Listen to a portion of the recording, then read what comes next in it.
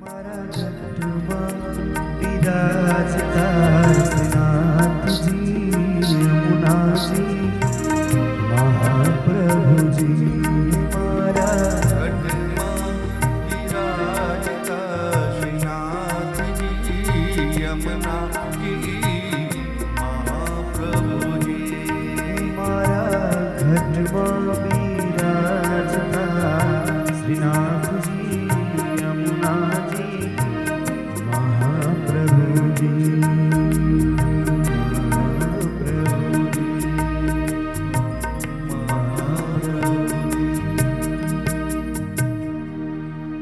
बोलिए श्री भागवत भगवान की जय, श्री गोवर्धननाथ की जय, श्री द्वारिकाधीश की जय, अपने अपने पितृदेव की जय, बहुचर मात की उमिया मात की जय। आयो आ भक्तिना मार्ग पर આપણે આગળ વધી રહ્યા છીએ। આ સત્સંગના માર્ગ ઉપર આપણે આગળ વધી રહ્યા છીએ અને આ લાલાની લાલિકેરો આપણે સંગ લઈ અને સુંદર મજાની આપણી ભક્તિને ચરિતાર્થ કરી રહ્યા છીએ અને જેનું ચરિત્ર ચાલી રહ્યું છે એ ભગવાન સચ્ચિદાનંદ આનંદકંદ પરમાત્મા રાધા માધવ શ્રી કૃષ્ણનું સુંદર મજાનું સ્વરૂપ ધીરે ધીરે આપણી સમક્ષ મોટું થઈ રહ્યું છે। ધીરે ધીરે ભગવાન બાલચરિત્ર કરતા કરતા આગળ વધી રહ્યા છે અને હવે ભગવાન સુંદર મજાના વિવાહ રચાવવા માટે જઈ રહ્યા છે। તો આ સુંદર મજાનું બાલકૃષ્ણનું સ્વરૂપ કે જે હવે વરરાજા સ્વરૂપે આપણને જોવા મળવાનું છે, તો આ વરરાજા સ્વરૂપના આપણે દર્શન કરતા કરતા આજનું સુંદર મજાનું દિવ્ય ષષ્ઠમ દિવસનું મધ્યાહનકાલીન સત્ર શરૂ કરવા માટે જઈ રહ્યા છીએ ત્યારે વ્યાસપીઠ પર વિરાજમાન વંદનીય વ્યાસજી પૂજ્ય શ્રી મીરાબેન એમના સુમધુર કંઠમાં આપણને કથા સંભળાવી રહ્યા છે। તો આઈઓ જાજા સમયને વ્યતીત ન કરતા એમને વિનંતી કરીએ એમના સુમધુર કંઠની અંદર પુનિત પાવની ગંગા દ્વારા આ શ્રીમદ ભાગવતી ગંગાને આગળ વધારે એવી અભ્યર્થનાની સાથે અસ્તુ। જય શ્રી કૃષ્ણ, જય શ્રી રામ, હર હર મહાદેવ।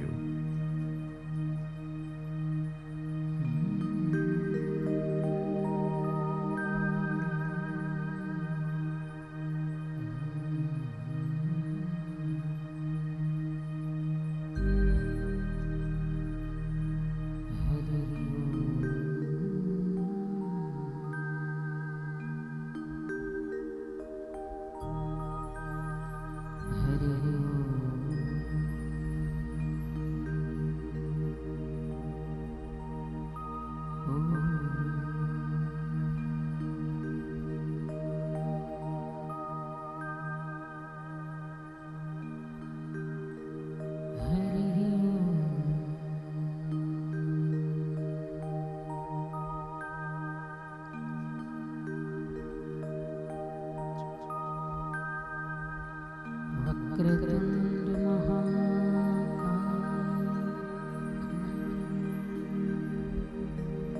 सूर्यकोटि समप्रभ निर्विघ्नं कुरु मे देव सर्वकार्येषु सर्वदा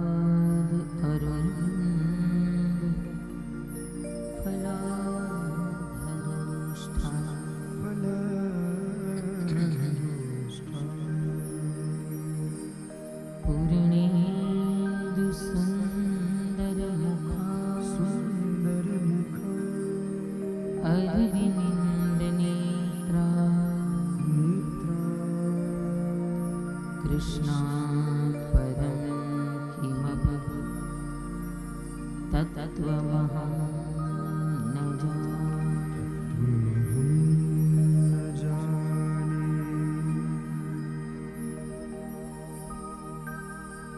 व्यासं वसिष्ठनवतारं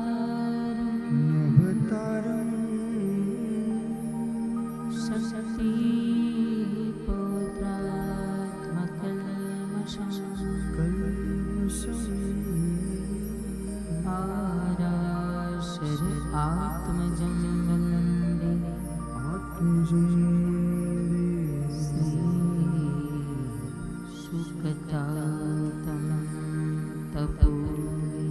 श्रीसुखतातं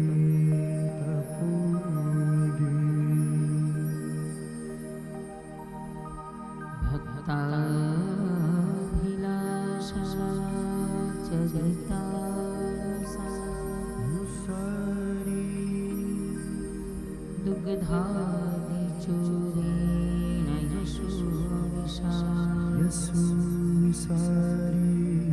कुमारितानन्दितघोषणा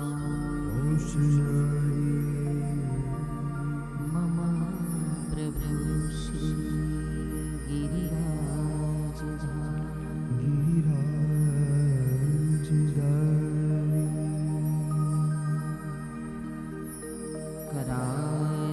करारविन्देन पदारविन्दं मुखारविन्दे विनिवेशयन्तं पत्रस्य पुटे शयानं बालं मुकुन्दं मनसा स्मरामि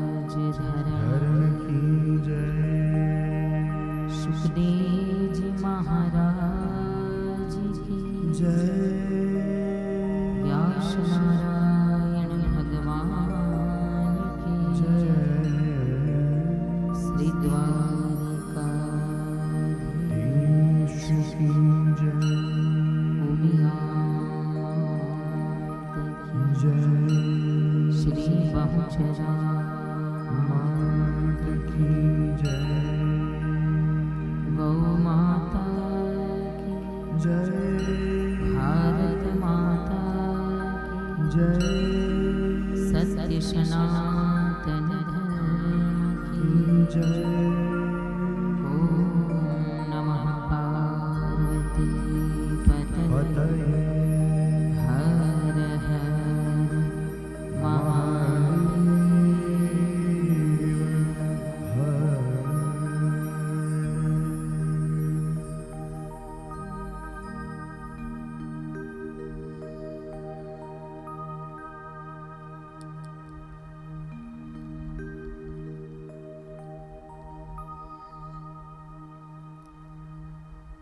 અહીં કથાના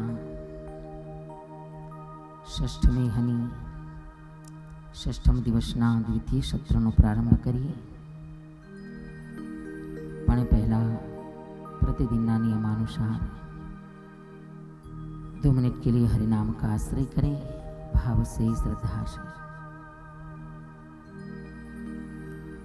जय जय राधा रमण हरि बोल, जय जय राधा रमण हरि, जय जय राधा रमण हरि बोल, जय जय राधा रमण हरि बोल, जय जय राधा रमण हरि,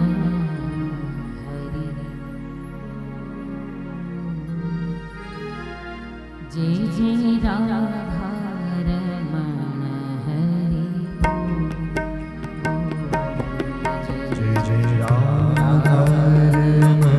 जय जय राधा रमण हरि बोल, जय जय राधा रमण हरि बोल, जय जय राधा रमण हरि,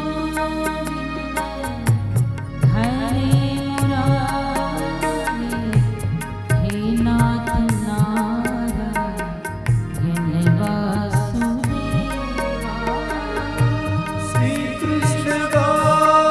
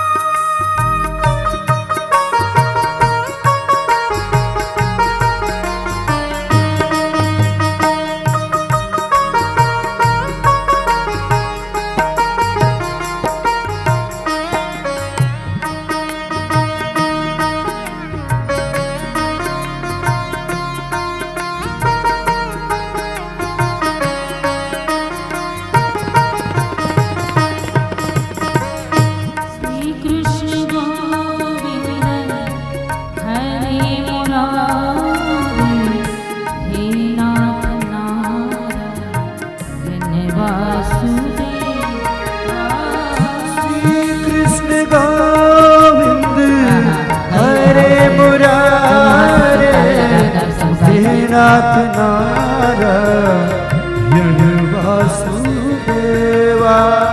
श्री कृष्ण गोविंद हरे मुरारी, हे नाथ नारायण वासुदेवा।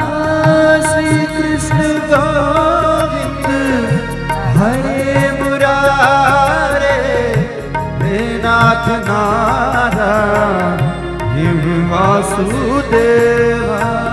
श्री कृष्ण गोविंद हरे मुरारी, हे नाथ नारायण वासुदेवा।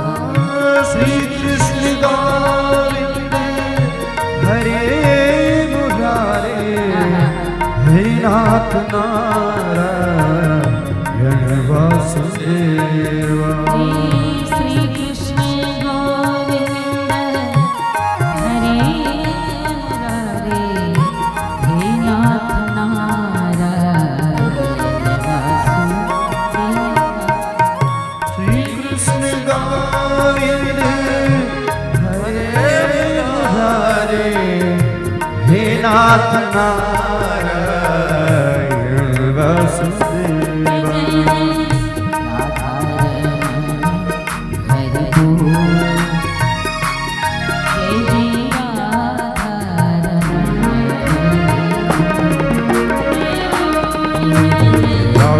राधारमण हरि बोल, जय जय राधारमण हरि बोल।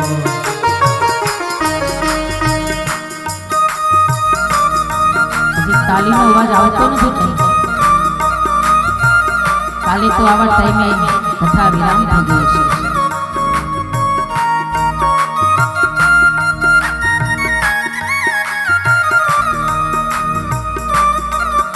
ક્યાં તાલીનો અવાજ આવે છે જોઈએ જરા.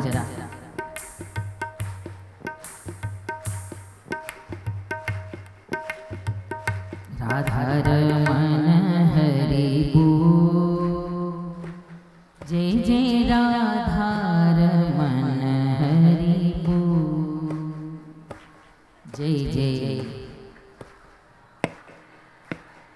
वाह, केवुं सरस गाओ छो। हरि बोल, जय जय राधारमण हरि बोल, जय जय राधारमण हरि बोल, जय जय राधारमण हरि बोल, जय जय राधारमण हरि बोल। श्री कृष्ण गोविंद हरे मुरारी, हे नाथ नारायण वासुदेवा। श्री कृष्ण गोविंद हरे मुरारे, हे नाथ नारायण वासुदेवा। श्री कृष्ण गोविंद हरे मुरारी, हे नाथ नारायण वासुदेवा। श्री कृष्ण गोविंद हरे मुरारे, हे नाथ नारायण वासुदेवा। श्री कृष्ण गोविंद हरे मुरारे, हे नाथ नारायण वासुदेवा। श्री कृष्ण गोविंद हरे मुरारे, हे नाथ नारायण वासुदेवा। जय जय राधारमण हरि बोल, जय जय राधारमण हरि बोल, जय जय राधारमण हरि बोल, जय जय राधारमण हरि बोल। पावन पावन नाम हरि हरि बोल,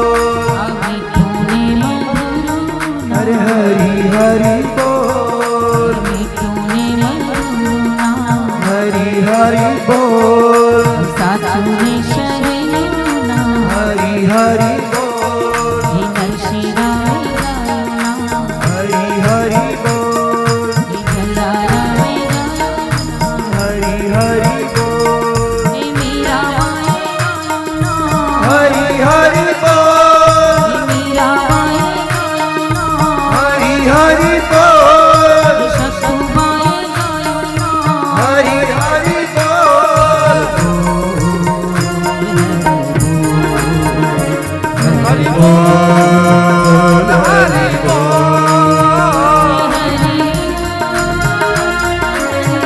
हरि बोल हरि बोल हरि बोल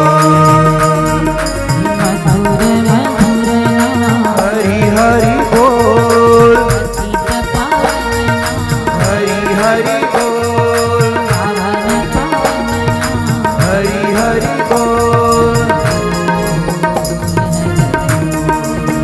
हरि बोल हरि बोल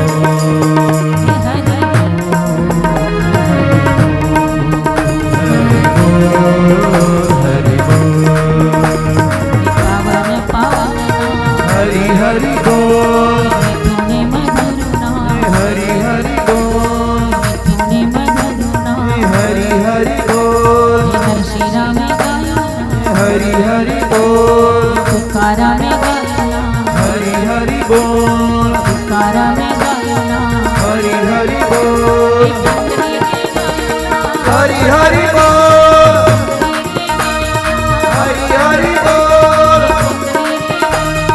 हरि हरि बोल हरि हरि बोल हरि बोल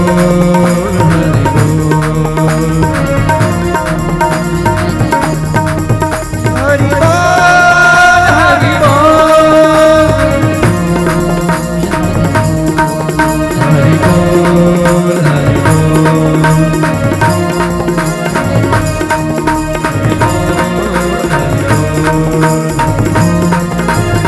हरि बोल हरि बोल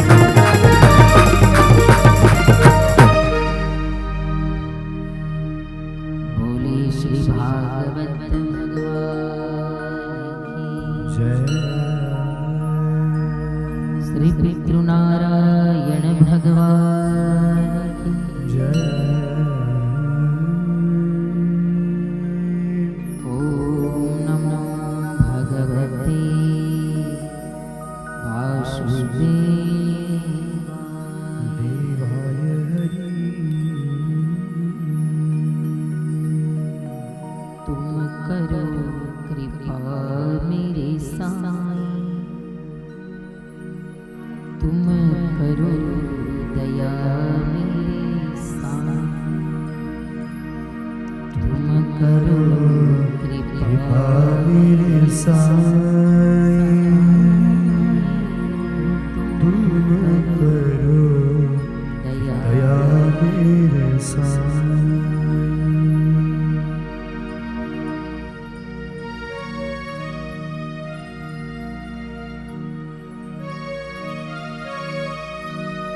तुम दयाल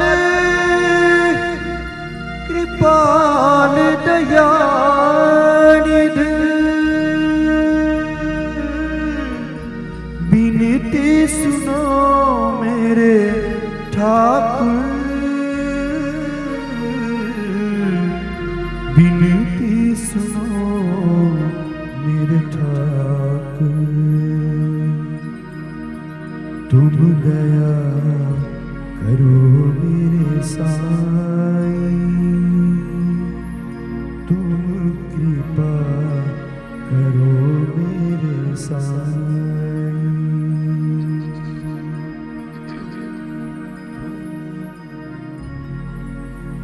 पूर्वजन्म परमहंस जन्मजात वैरागी व्यास नंदन महाराज श्री सुखदेव जी महाराज भगवान वृंदावन बिहारी बांके बिहारी की सुंदर कथा का रसास्वादन करा रहे हैं। महाराज उत्तरेय पांडवेय राजा परीक्षित कथा का रसास्वादन कर रहे हैं।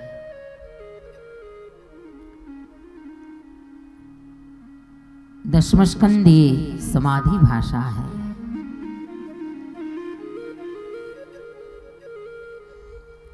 सुखदेव जी भी समाधि में डूबे हैं और राजा परीक्षित भी समाधिस्थ हो गए हैं। भागवत की भाषा ये समाधि भाषा है। श्रद्धाना समित विना आ समाधि भाषा समझी नहीं शकाय।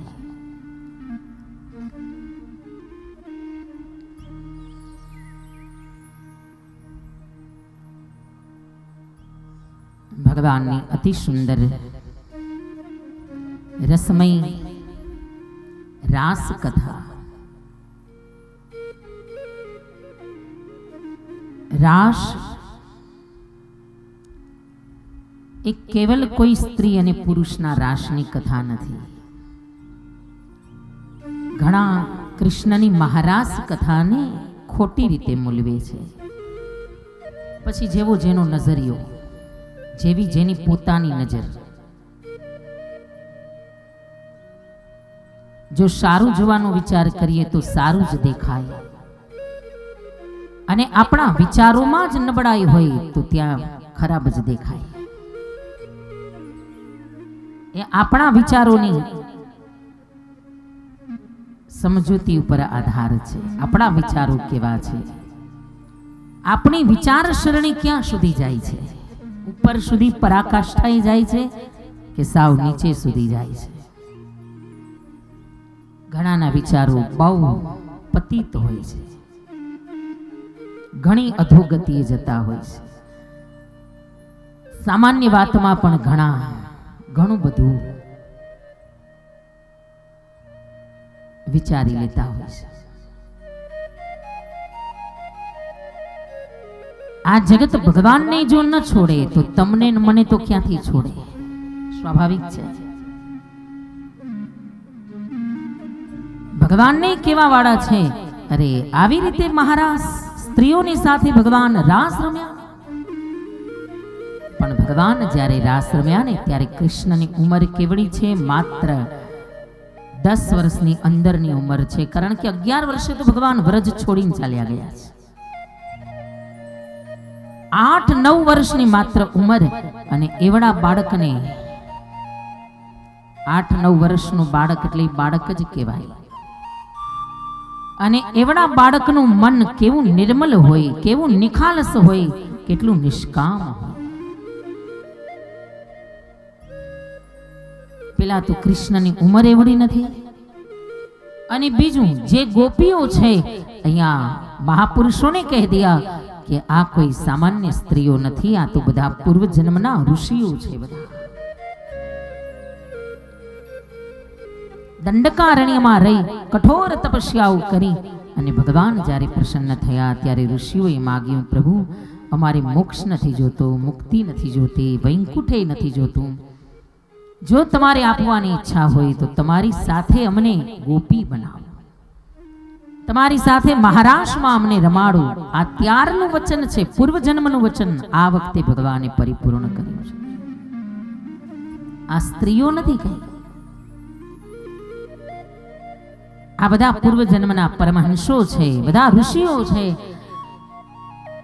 અહીંયા સુખદેવજી એક પણ સ્ત્રીનું નામ નથી લખ્યું, એક પણ સ્ત્રીનું નહીં। યશોદાજી સિવાય કોઈનું નામ આખી ભાગવતમાં નથી લખ્યું, રાધાજીનું નહીં।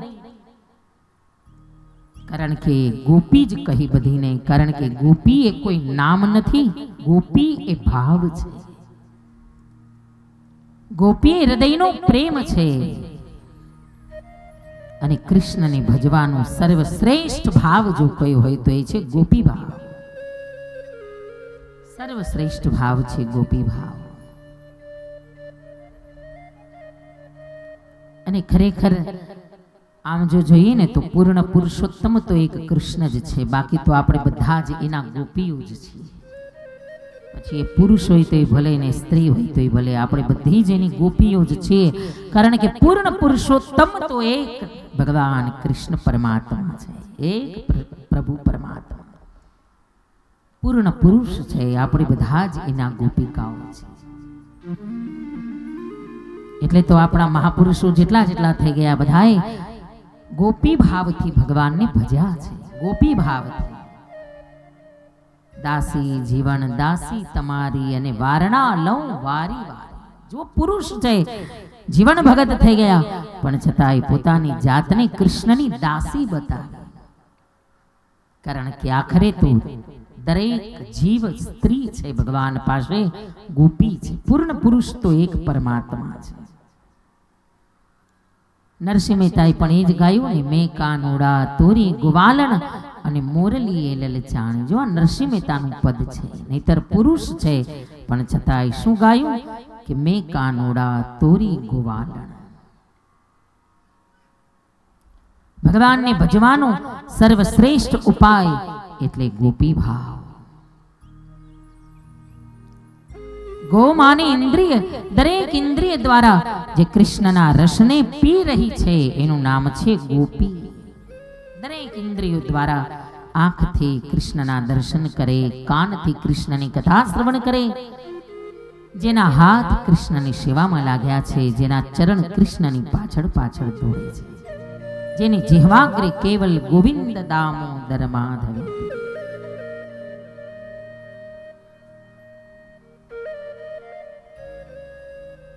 અને મહારાસમાં એને જ પ્રવેશ મળે જેના હૃદય પૂર્ણ નિષ્કામ છે, પૂર્ણ અકામ બન્યા છે, પૂર્ણ વિતુષ્ણ બન્યા છે. એવા જ આ સંતોને, એવા જ ગોપિકાઓને અહીંયા મહારાસમાં પ્રવેશ મળ્યો છે.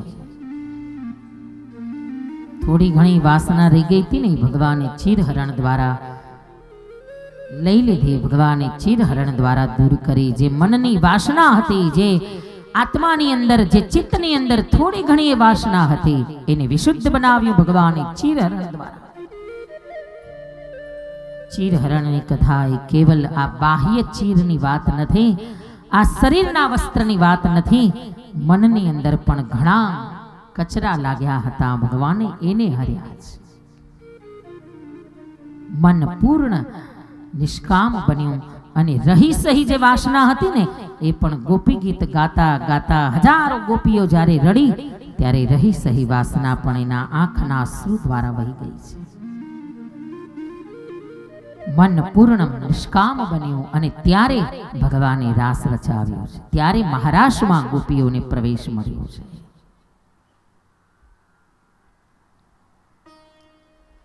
દશમ સ્કંદની અંદર રાસ પંચાધ્યાયી છે, 5 અધ્યાય છે મહારાસના. દશમ સ્કંદની અંદર 5 અધ્યાય બતાવ્યા અને આ પંચાધ્યાય, આ રાસ પંચાધ્યાય જ્યારે પૂર્ણ કરીને ત્યારે સ્વયં સુખદેવજી બોલ્યા, હે પરીક્ષિત, આ રાસ પંચાધ્યાયની કથા જે શ્રવણ કરે ને, એના મનની તમામ વાસનાઓ દૂર થઈ જાય, એનું મન નિષ્કામ બની જાય. આ કોઈ કામમય કથા નથી, આ કોઈ સામાન્ય સ્ત્રી અને પુરુષની કથા નથી, આ તો જીવાત્મા અને પરમાત્માના મિલનની કથા છે.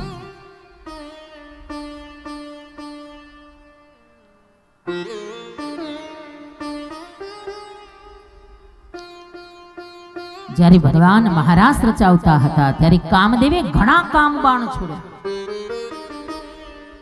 જ્યારે ભગવાન રામ બનીને આવ્યા ત્યારે પણ કામદેવે ઘણા કામ બાણ છોડ્યા ભગવાન રઘુનંદન રામ ઉપર. પણ આ તો મર્યાદા પુરુષોત્તમ છે, એક પત્ની વ્રત છે ભગવાન રામજી, મર્યાદા પુરુષોત્તમ છે. આખરે હારી ગયો કામદેવ, પણ હારેલો કામદેવ તોય હાર સ્વીકારી નહીં, હારી ગયો તોય સ્વીકાર્યું નહીં. ઘણા હારી જાય પણ તોય સ્વીકારે નહીં. સ્વીકાર બહુ મોટી વસ્તુ છે જીવનમાં. ભગવાનને જઈને કહ્યું, મહારાજ તમે મને હરાવ્યો, એમાં કંઈ મોટાઈ નથી તમારી, કારણ કે અત્યારે તો તમે એક પત્ની વ્રત છો, વળી મર્યાદા પુરુષોત્તમ છો મહારાજ, એટલે અત્યારે મને હરાવ્યો, એ કંઈ મોટાઈ ન કહેવાય તમારી. પણ હા, જ્યારે હજારો સુંદરીઓની વચ્ચે તમે ઊભા હોય અને ત્યારે જો મને તમે હરાવો તો તમે મદન મોહન સાચા. હજારો સુંદરીઓની વચ્ચે જ્યારે ઉભા હોય ત્યારે મને હરાવો તો બરાબર. ભગવાને કહ્યું, કામદેવ જા, તારી એ ઈચ્છા રામાવતારમાં તો નહીં પણ જા કૃષ્ણાવતારમાં પૂરી કરીશ.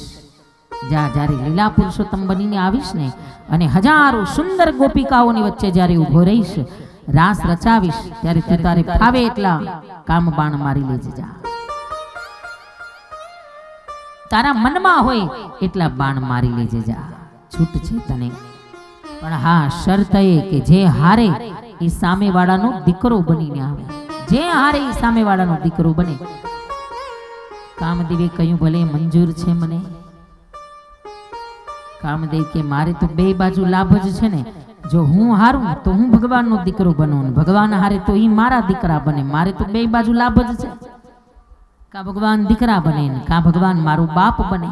શરત મંજૂર કરી અને બરાબર ઘણા કામ બાણ કામદેવે માર્યા આ મહારાષ્ટ્ર દરમિયાન.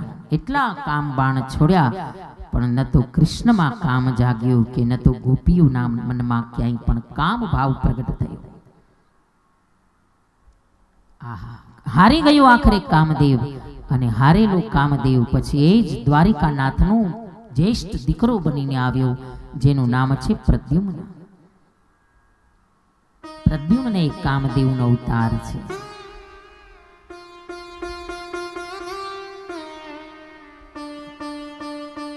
એટલા માટે મહારાષ્ટ્રનું એક નામ છે મદન માનભંગ લીલા, કંદર્પ દર્પ હરણ લીલા. કામદેવના અભિમાનને ભગવાને મિટાવ્યું, કામદેવના અહંકારને ભગવાને ચૂર ચૂર કર્યો છે આ મહારાષ્ટ્ર લીલા દરમિયાન. અદ્ભુત કથા છે મહારાષ્ટ્ર કથા.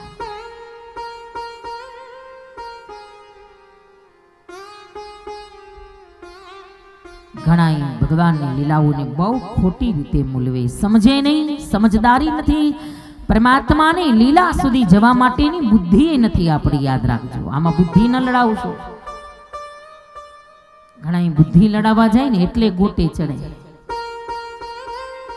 જ્યાં આપણી બુદ્ધિના સીમાડા પૂરા થાય છે ને ત્યાંથી તો ખાલી એની લીલા શરૂ થાય છે. આપણી બુદ્ધિ એનાથી આગળ તો જઈ શકે એમ નથી. ત્યાં આપણા સીમાડા પૂરા થઈ જાય છે. બુદ્ધિના, વિચાર શક્તિના, આપણી સમજણના સીમાડા જ્યાં પૂરા થઈ જાય ત્યાંથી તો એની લીલા ખાલી શરૂ થાય છે. ત્યાંથી આગળ કેમ જઈ શકો? ઘણા પછી ભગવાનની ભૂલ કાઢી. અરે ભગવાને આવી લીલાઓ કરી, ભગવાને ગોપીઓના વસ્ત્ર હર્યા. ભાઈ આ તો સમર્થ છે, સમર્થ કછું નહીં દોષ ગોસાણ. એક તો એ લીલાને આપણે યોગ્ય રીતે યથાયોગ્ય પ્રમાણમાં સમજી નથી શક્યા, અને બીજી વાત એ સમર્થ છે. સમર્થને કોઈ દોષ નથી લાગતો, કારણ કે ટાણું આવે તો ગોપીઓના ચીર હરે ખરા, ટાણું આવે તો દ્રૌપદીના ચીર પૂરે ખરા. આપણામાં ત્રેવડ છે? આપણામાં તાકાત છે? નથી. તો પછી આપણને કોઈ અધિકાર નથી ભગવાનની લીલાની ભૂલ કાઢવાનો. આ તો અનંત લીલા છે ભાઈ, અનિર્વચનીય પરમાત્માની અવર્ણનીય લીલા.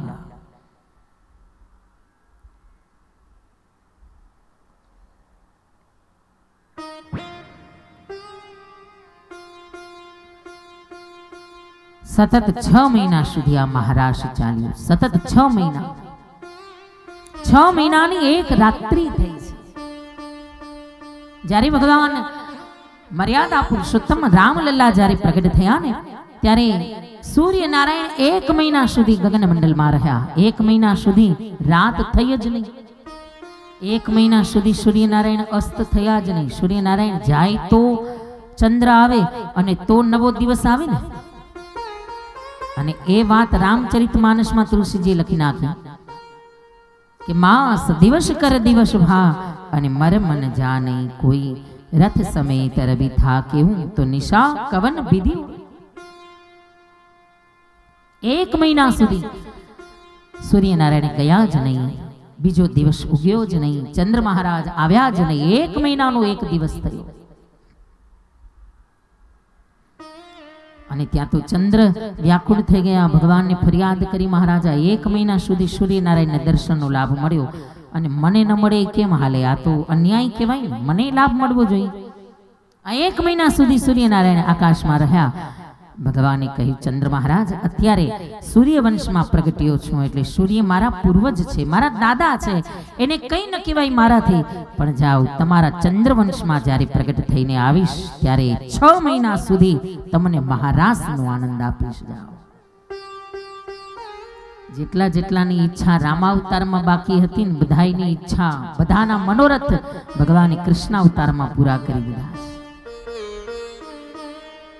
6 મહિનાની એક રાત્રિ થઈ અને સતત સળંગ ભગવાન 6 મહિના સુધી મહારાસ રચાવ્યો. પણ આ મર્મ બીજું કોઈ જાણતું નથી, એ કૃષ્ણ સિવાય, એક ભગવાન સિવાય આ મર્મ બીજું કોઈ ન જાણી શક્યું.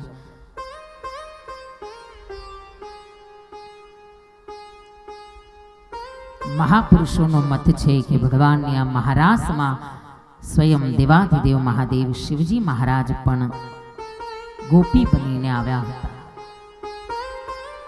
એટલા માટે શિવજીનું નામ પડ્યું ગોપીશ્વર મહાદેવ.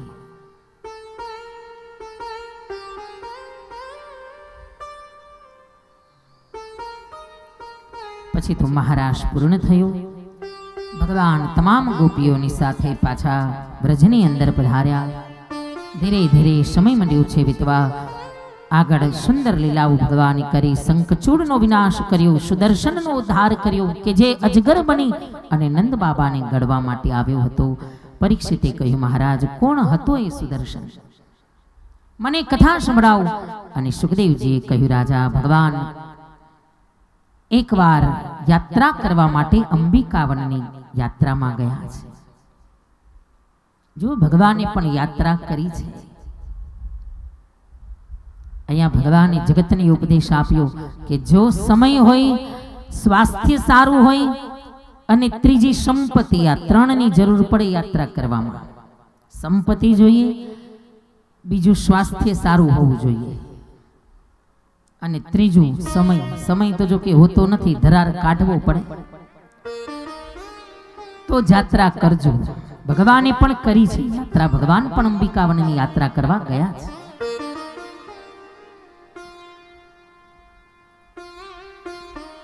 અને જાત્રાની વ્યાખ્યા શું?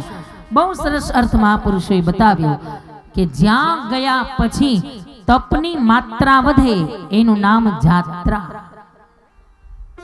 તપની માત્રા વધે એનું નામ જાત્રા. 2 ભજન વધારે થાય, 2 માળા વધારે થાય, પુણ્ય વધારે થાય, સત્કર્મ વધારે થાય, એનું નામ જાત્રા. જો કે હવે જાત્રાઓ તો ક્યાં જોવા મળે છે? હવે તો પર્યટન વધી ગયા ને, પ્રવાસ વધી ગયા. જઈએ ખરા હરિદ્વાર ને વૃંદાવન ને, પણ જાત્રાના બાને નહીં, ખાલી ફરવાના બાને જઈએ છીએ. પ્રવાસના બાને, પર્યટનના બાને, ખાલી ફરવા માટે, બધું જોવા માટે. જાત્રાનો અર્થ છે કે જો ત્રાસ સહન કરવાની ત્રેવડ હોય તો જા. જાત્રા ત્રા એટલે ત્રાસ સહન કરવાની તાકાત છે તો જા, નકર ઘર તો છે જ.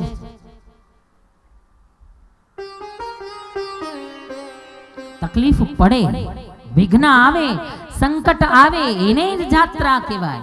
ત્રાસ સહન કરવાની શક્તિ હોય તો જ જાવું, એનું નામ જાત્રા. પણ આપણે એવી યાત્રાઓ કરીએ છીએ, કઈ અગવડ પડવી જ ન જોઈએ. આમ એ પૂર્ણ ફેસિલિટી સાથે યાત્રાઓ કરીએ. કેટલું તો હારે ખાવા પીવાનું લઈ જઈએ. આ જાણે ખાવા પીવા જ ન જતા હોય. અથાણાના ડબ્બા ભરી જાય, મુખવાસના ડબ્બા ભેગા હોય, નાસ્તા તો જાણે નાસ્તો કરવા જ ન જતા હોય. તપની માત્રા વધે તો જાત્રા, નગર પછી શ્રીખંડ પૂરીને પાત્રા. તો પછી ખાઈ પીને લેર જ કરવી. તો પછી એમને કેવું જાત્રા કરવા જઈએ છીએ? ખાલી ફરવા જાય. એક સમય હતો જ્યારે આપણા વડીલો જાત્રા કરવા જતા ત્યારે આખું ગામ એને પડો દેવા આવે, એને વિદાય કરવા આવે, છેક ગામના પાદર સુધી. અને જાય ને એટલે આખું ગામ રડે અને ઓલાય જાતા જાતા એમ કે હવે છેલ્લા રામ રામ, જો પાછા આવીએ તો મળશું, નહીતર. આટલી કઠણ હતી જાત્રા. જાત્રા બહુ કઠણ હતી. અને એવી જ ઉંમરે પછી જાતા કે પછી જાય ત્યાં કઈ થઈ જાય તો પછી હર હર ગંગે, પાછું આવવાની માથાકૂટ નહીં. એવી જ ઉંમરે જાત્રા કરવા જાય કે પછી અહીંથી જય શ્રી કૃષ્ણ કરીને જ નીકળવા.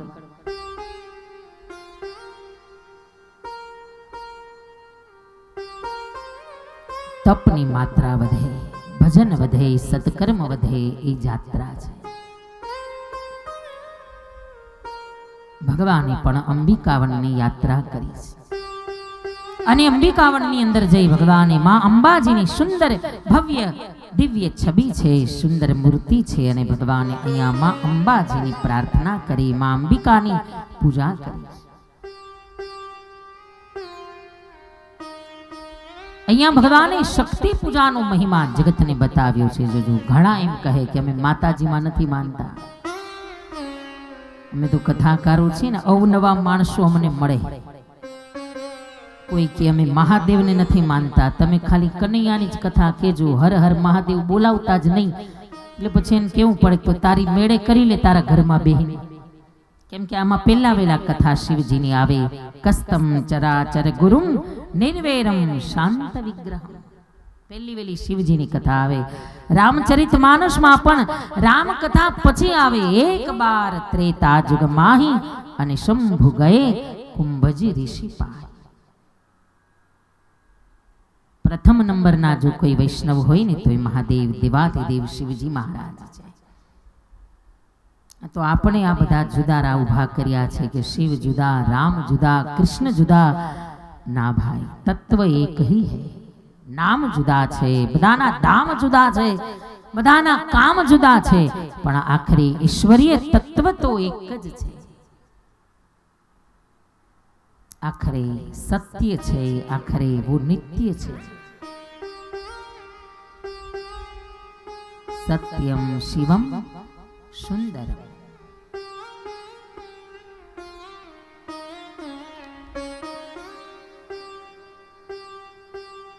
અહીંયા ભગવાનની શક્તિ પૂજાનો મહિમા જગતને બતાવ્યો. તમે આજ પણ દ્વારિકામાં જાઓ, જગત મંદિરની ઉપર ભગવાનના કુળદેવી બિરાજમાન છે, શક્તિ માતા, જે ભગવાનના કુળદેવી માં છે. ભગવાનની પણ ઉપર બિરાજમાન છે. પરમાત્માએ એને માથા ઉપર બિરાજમાન કર્યા, કારણ કે શક્તિનો મહિમા છે. ભગવાને અંબિકાવનની યાત્રા કરી, પછી તો ત્યાં શિવલિંગની સ્થાપના કરી. ભગવાને શિવ પૂજા પણ કરી છે, પાર્થિવ લિંગની પૂજા કરી. ભગવાને અહીંયા શિવલિંગની પૂજાનો મહિમા જગતને બતાવ્યો. અને રાત્રિના સમયે ભગવાન ત્યાં રોકાયા છે. અને નંદ બાબા સૂતા હતા, વિશાળ અજગર બની અને સુદર્શન આવ્યો અને નંદ બાબાને મળ્યો છે ગડવા. નંદ બાબાએ કૃષ્ણનો પુકાર કર્યો, ભગવાન દોડ્યા, કેવલ ચરણનો જ્યાં સ્પર્શ થયો અને અજગરનું શરીર છૂટ્યું. એમાંથી સુદર્શન નામનો વિદ્યાધર નીકળ્યો. પ્રાર્થના કરી, મહારાજ શ્રાપિત હતો, પણ આજ આપના સ્પર્શ માત્રથી મારો ઉદ્ધાર થયો. રાત્રિના સમયે દાવાગ્નિ લાગ્યો. ભગવાને અગ્નિનું પાન કર્યું છે. અને ભગવાન અંબિકાવનની યાત્રામાંથી ફરી પાછા પધાર્યા. વ્રજની અંદર ધીરે ધીરે સમય મંડ્યો છે વીતવા. અને હવે એકવાર નારદજી આવ્યા. કહ્યું, મહારાજ ઘણા વર્ષો વીત્યા, 11 વર્ષ થવા આવ્યા મહારાજ, હવે મથુરા પધારો. ઘણા મથુરાના બ્રાહ્મણો, ઘણા મથુરાના ભક્તો તમારી રાહ જોઈને બેઠા છે અને હજી કંસનો વિનાશ કરવાનું બાકી છે. મથુરા પધારો મહારાજ. ભગવાને કહ્યું, નારદજી કંઈક એવી યોજના કરો કે કંસ મને મથુરા બોલાવે, કારણ કે સામેથી ન જાઉં, મારો નિયમ છે, ક્યાંય સામેથી જાતો નથી, કંસ બોલાવે તો આવું. નારદજીએ કહ્યું, મહારાજ ખોટું શું કામ બોલો છો? વગર નિમંત્રણે નથી જાતા ક્યાંય, ખોટું બોલો છો. ગોપીઓના ઘરે તો વિના આમંત્રણે જાતા હતા, અને આજે એમ કહો છો કે ક્યાંય વિના આમંત્રણે જાતો નથી. ભગવાને કહ્યું, નારદજી ગોપીઓ જ્યારે નિમંત્રણ નહોતી આપતી. અરે મને ગાળો આપે ને એ મને અપશબ્દ કહે તો એની ગાળો માય, એના અપશબ્દ માય મારી પૂજા થઈ જતી હતી. કારણ કે હૃદયનો એવો અનડગડ ભાવ હતો. જ્યાં પ્રેમ છે ત્યાં વિના નિમંત્રણ પણ હું જવા તૈયાર છું, પણ જ્યાં પ્રેમ નથી, જ્યાં દ્વેષ છે, જ્યાં ઈર્ષા છે, ત્યાં વિના આમંત્રણે હું જાતો નથી. નારદજીએ કહ્યું, ભલે મહારાજ, યોજના બનાવવાનું કામ મારું, પછી કંસને મારવાનું કામ તમારું. નારદજીની યોજના એવી સરસ હોય કે ફીટ જ બેસી જાય, ક્યારેય રદ જ ન થાય. એટલે જ નામ છે નારદ. એની બનાવેલી યોજના ક્યારેય રદ જ ન થાય, કેન્સલ ન થાય. નારદજી આવ્યા મથુરા. કંસે નારદજીનું સ્વાગત કર્યું. પધારો મહારાજ, ધન્ય ઘડી, ધન્ય ભાગ. નારદજીએ કહ્યું, કંસ કંઈક બહુ ચિંતામાં લાગે છે. શું ચિંતા છે ભાઈ? કંસે કહ્યું, મહારાજ, જ્યારથી આકાશવાણી સાંભળી છે ત્યારથી નિરાતે નિંદર જ ક્યાં આવે છે. મને શંકા છે કે નંદન યશોદાનો દીકરો એ જ દેવકી અને વસુદેવનો 8મો દીકરો છે. આવી મને શંકા છે. નારદજીએ કહ્યું, કંસ, તારી શંકા હાવ હાચી છે. ઈ જ છે તારો 8મો. કાળ આકાશવાણીએ જેની વાત કરી હતી ને, આ એ જ છે દેવકીનો 8મો દીકરો. પણ હજી સુધી તેને માર્યો નથી. અરે હવે તો 11 વર્ષનો થવા આવ્યો અને બહુ મોટો થઈ જશે ને પછી તો તું એને મારી નહીં શકે, મારી નાખે ને. કંસે કહ્યું, પણ મહારાજ, કેટલા રાક્ષસોને મોકલ્યા એ બાળકને મારવા માટે, પણ ખબર નહીં કેવો બળવાન છે, કેવો શક્તિશાળી છે કે જેટલા ગયા એ બધાય દુનિયામાંથી ગયા, એકેય પાછા નથી આવ્યા. ગયા એ બધાય ગયા. કેટલા રાક્ષસોને મોકલ્યા, શું કરવું એને મારવા? નારદજીએ કહ્યું, કંસ, એક કામ કર, હવે કોઈને ન્યા મોકલવાની જરૂર નથી, હવે એને અહીંયા બોલાવો. જો નારદજીની યોજના બરાબર ફિટ બેસી જાય. આ તારા એકલા મલ્લો બધા ન્યા જાય, ત્યાં કેટલા બધા ગોવાડિયા હોય, બધા ભેગા થાય તો એક રાક્ષસને મારતા શું વાર લાગે? એના કરતા કૃષ્ણને અહીંયા મથુરા બોલાવો. અહીંયા તારા કેટલા બધા મલ્લો, કેટલા રાક્ષસો અને બધાય ભેગા થાય તો એક બાળકને મારતા શું વાર લાગે? એને અહીંયા બોલાવો. કંસે કહ્યું, હા મહારાજ, આ વાત તો બહુ સારી, આ તો મને અત્યાર સુધી યાદ જ ન આવ્યું.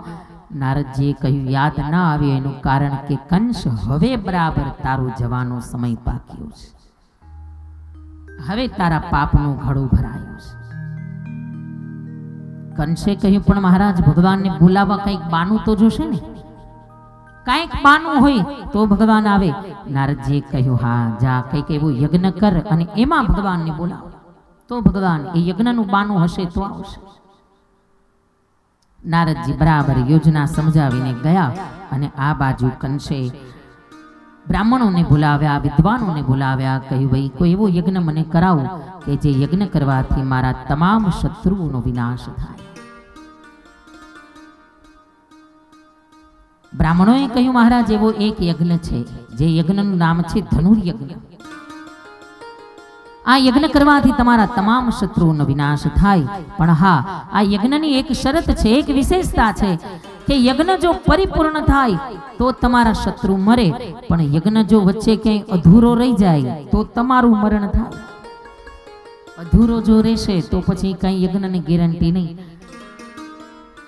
કંસે કહ્યું, અરે બ્રાહ્મણો, મારા યજ્ઞમાં કોણ વિઘ્ન કરે? મથુરાધિપતિ રાજા કંસ, મારા યજ્ઞને કોણ અધૂરો રાખે? જાઓ, તમે યજ્ઞની તૈયારી કરો. અને બરાબર બ્રાહ્મણો મંડ્યા યજ્ઞની તૈયારી કરવા. અને આ બાજુ કંસે વિચાર કર્યો કે હવે કૃષ્ણને લેવા માટે મોકલું. કોણ જાય? રાક્ષસોને બોલાવ્યા, મલ્લોને બોલાવ્યા, સૈનિકોને બોલાવ્યા, બધાએ હાથ જોડ્યા. કહ્યું, મહારાજ, બાકી તમે જે કામ કયો એ કરશું, પણ વ્રજમાં નહીં જઈએ, હાથે કરીને મરવા જવું નહીં. જેટલા ગયા એ બધાના સરનામા ભૂસાઈ ગયા દુનિયામાંથી, એકેય પાછા નથી આવ્યા. ખબર નહીં બાળક કેવો બળવાન છે, એટલે મહારાજ વ્રજમાં નહીં જઈએ, બાકી જ્યાં કયો ત્યાં જઈએ. કોઈ જવા તૈયાર ન થયું. હવે જાય કોણ? ભગવાનને લેવા કોણ જાય? કંસે વિચાર કર્યો, કોઈ એવી વ્યક્તિને મોકલું કે જે નોકરી તો મારી કરે છે પણ ભક્તિ ભગવાનની કરે છે, જેનું તન મારી મથુરામાં છે પણ મન તો મનમોહનના ચરણમાં છે. અને કંસને યાદ આવ્યા ભગવાનના પરમ પ્યારા લાડીલા ભક્ત શ્રી અક્રૂરજી મહારાજ, મથુરાના મહામંત્રી છે, પરમ બુદ્ધિમાન છે અને પરમ ભક્ત છે. અક્રૂરજી મહારાજ પરમ પ્રેમી છે, કૃષ્ણ ચરણના પ્રેમી છે અક્રૂરજી. અને કંસે અક્રૂરને બોલાવ્યા, કહ્યું, અક્રૂર જાઓ, કૃષ્ણને લેવા માટે તમે જાઓ, નંદ બાબા અને ગોવાળોને બધાને આમંત્રણ આપીને આવો, પણ કૃષ્ણને લેવા માટે તમે જાઓ. અક્રૂરે કહ્યું, મહારાજ જાઉં ખરા, પણ ત્યાં બધાને વિશ્વાસ તો આવવો જોઈએ ને કે કંસ રાજા હવે સુધરી ગયા છે તો કૃષ્ણને મોકલે ને. એટલે મહારાજ તમારો રથ આપો, એ બધાને જરા વિશ્વાસમાં તો લેવા પડે કે હવે કંસ રાજા સુધરી ગયા, તમારા બધા ઉપર બહુ પ્રેમ છે, રાજાએ પોતાનો રથ મોકલ્યો છે, તમારો રથ મોકલો. અને કંસે પોતાનો રથ મોકલ્યો અને અક્રૂરજી કંસના રથ ઉપર સવાર થયા અને ધીરે ધીરે મથુરામાંથી નીકળ્યા છે. રસ્તામાં કેટલા મનોરથ કરતા જાય, કેટલા વિચારો કરતા જાય. અરે ભગવાન કેવા લાગતા હશે, કેવા લાગતા હતા કૃષ્ણ. કેટલા વર્ષો થયા ક્યારે ભગવાનના દર્શન કરવા નથી ગયો. શું ભગવાન મને ઓળખશે? શું કૃષ્ણ મારી સામે જોશે? શું મને એના હૃદય સાથે લગાવશે? કેવા લાગતા હશે ભગવાન. આટલા વર્ષોમાં ક્યારે એને જોવા ન ગયો, ક્યારે એને મળવા ન ગયો, ક્યારે એની કુશળતા પૂછવા ન ગયો. કેટલાય મનોરથ કરતા અક્રૂરજી મહારાજ ધીરે ધીરે મથુરાથી નીકળ્યા. સવારના નીકળ્યા છે, છેટ સાંજે ગૌધૂલી સમયે વ્રજમાં પહોંચ્યા. નહીતર વ્રજ કઈ દૂર નથી મથુરાથી, ખાલી 1 કલાકનો રસ્તો છે, 1-2 કલાકનો રસ્તો. પણ ધીરે ધીરે રથ ચલાવે, વળી પાછા કૃષ્ણનું સ્મરણ કરતા બેસી જાય, વળી પાછા મનોરથ કરવા લાગે. ક્યારેક રડે, ક્યારેક હસે, ક્યારેક વળી કૃષ્ણનું સ્મરણ કરતા કરતા સમાધિસ્થ બની જાય. અને આ રીતે સાંજ પડવા આવી, ગૌધૂલીનો સમય થયો અને અક્રૂરજી વ્રજના પાદરે પહોંચ્યા. અને બરાબર અત્યારે ગૌધૂલીનો સમય છે. કૃષ્ણ ગાયોના ધણને લઈ પાછા વ્રજની અંદર ગયા છે, નંદ ભવનમાં ગયા છે. અને બરાબર વ્રજની રજમાં ભગવાનના ચરણ ચિહ્ન પડ્યા છે. એ ચરણ ચિહ્નને જોયા, ભગવાનની ચરણ રજને જોઈ અને અક્રૂરજી ઓળખી ગયા. અરે આ તો મારા ઈષ્ટદેવ ભગવાન શ્રી કૃષ્ણની ચરણ પાદુકા, આ તો એના ચરણ ચિહ્ન છે. જે વ્રજની રજમાં મારા ઈષ્ટદેવ ભગવાન શ્રી કૃષ્ણ જો ખુલ્લા પગે ચાલે અને ત્યાં જો હું રથ ઉપર બેસીને જાઉં ને તો મારી ભક્તિની મર્યાદા લાગે. મારી રથ ઉપર ન બેસાય, મારી પાદુકા ન પહેરાય, કારણ કે જે વ્રજની રજમાં સ્વયં ભગવાન ખુલ્લા પગે ચાલ્યા. 11 વર્ષ ભગવાન વ્રજમાં રહ્યા, ક્યારે ભગવાને પગમાં પાદુકા નથી પહેરી, ક્યારે પગરખા નથી પહેર્યા. યશોદાજી રોજ કહે, બેટા તારા માટે કેવા સરસ રત્નોથી જડેલી મોજડીઓ બનાવી છે, મોજડી પહેરીને જા. ભગવાન કહે, ના માં, ગાયોને ચરાવવા જવું છે ને, અને ગાયોનો સેવક બનીને જાઉં છું.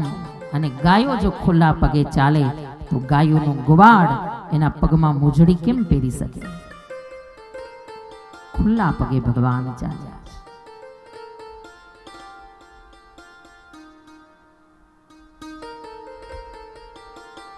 અક્રૂરજી રથ ઉપરથી નીચે ઉતરી ગયા, પગની ચરણ પાદુકા રથમાં છોડી અને અહીંયાથી હવે અક્રૂરજીની પદયાત્રા શરૂ થઈ. અહીંયાથી દંડવત યાત્રા શરૂ થઈ. લાકડી પડે પડી જાય, પાછા ઉભા થાય, વળી પાછા 2 ડગલા ચાલે, વળી પાછા દંડવત કરે, વળી પાછા ઉભા થાય. કૃષ્ણના એ ચરણ પગલા જોયા, એ ચરણ ચિહ્ન જોયા અને ભગવાનના ચરણ રજને દંડવત પ્રણામ કરીને અક્રૂરજીએ ચરણ રજને માથા ઉપર ચડાવી. આંખમાંથી જોધાર અશ્રુ વહી રહ્યા છે. માથા ઉપર જ્યાં ચરણ રજ ચડાવીને ત્યાં અક્રૂરને અચાનક પેલો વિષેલો મણિધર ફણીધર કાલી નાગ યાદ આવી ગયો. અરે મારા કરતા તો એ કાલી નાગ ભાગ્યશાળી છે કે મને તો ખાલી ચરણ રજ માથા ઉપર ચડાવવા મળી, જ્યારે કાલી નાગના માથા ઉપર તો સ્વયં ભગવાન કૃષ્ણ નાચ્યા છે. ભગવાનના ચરણ પગલા કાલી નાગના માથા ઉપર પડ્યા. મારા કરતા તો એ વિશેષ કાલી નાગ ભાગ્યશાળી.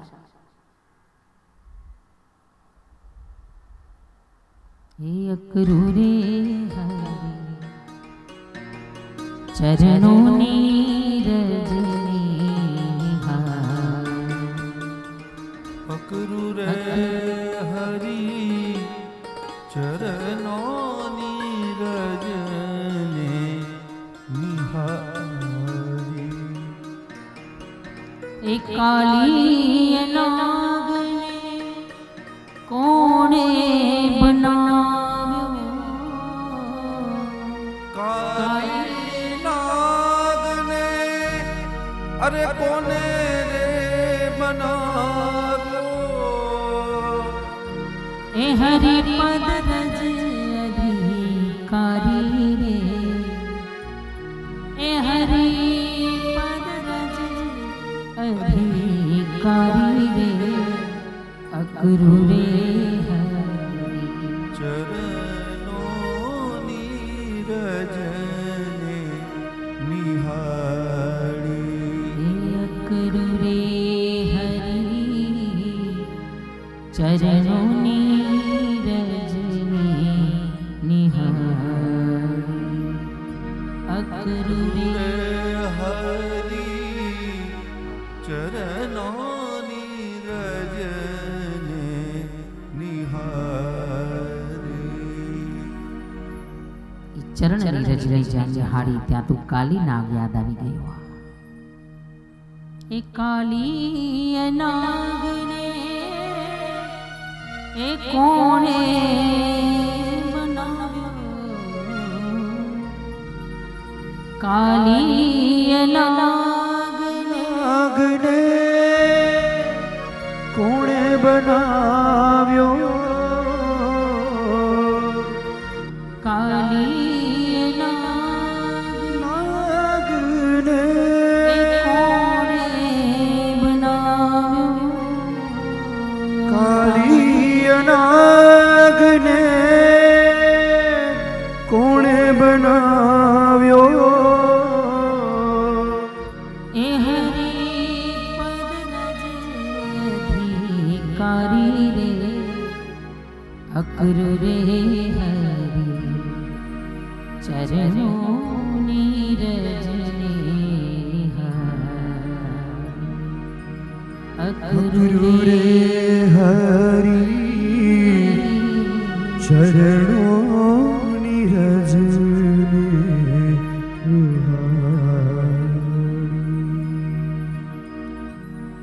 દંડવત કરતા આંખમાંથી અશ્રુની ધારા વહે છે અને શ્રી અક્રૂરજી મહારાજ ધીરે ધીરે દંડવત યાત્રા કરતા કરતા બરાબર નંદ ભવન સુધી પહોંચી ગયા.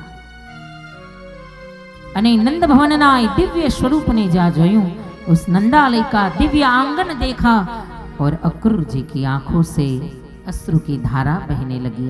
कितना पावन आंगन है ये नंद जी का ये पवित्र आंगन कि जहां भगवान ने अपनी बाल लीलाएं करी है. धूली भरे अंग सोहत श्याम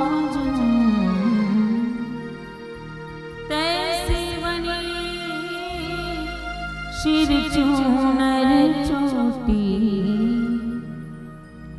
खेलत खात फिरे अंगना पग पे जन बाजत कमर कछो पैजनी बाजत कमर कछोटी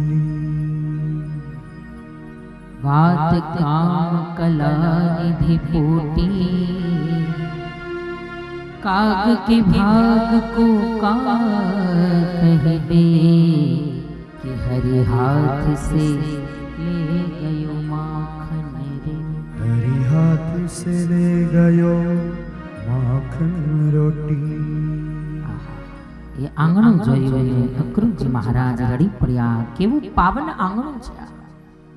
કે જ્યાં ભગવાન નાનકડા બાળકના હાથમાં માખણ રોટી લઈ ઘડી કામ જાય હરતા ફરતા જ્યારે ખાઈ રહ્યા હતા ને ત્યારે ઋષિઓ મુનિઓ મહાપુરુષો એ કાગનું રૂપ ધારણ કરીને ભગવાન પાસે આવે અને બરાબર અવસર જોઈ અને હાથમાંથી માખણ રોટીને ઝૂંટવીને ઉડી જાય અને કૃષ્ણ એની પાછળ પાછળ દોડે और कवि रसखान जी ने लिख दिया कि काग के भाग को काग कहिबे कि हरि हाथ से ले गयो माखन रोटी।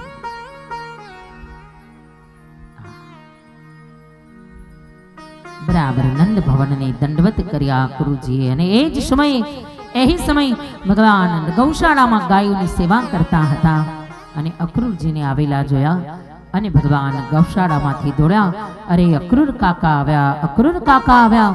હજી તો અક્રૂરજી કંઈ કહે, કંઈ વિચારે, કંઈ સમજે એ પેલા તો ભગવાને દોડીને અક્રૂરના ચરણમાં દંડવત પ્રણામ કર્યા।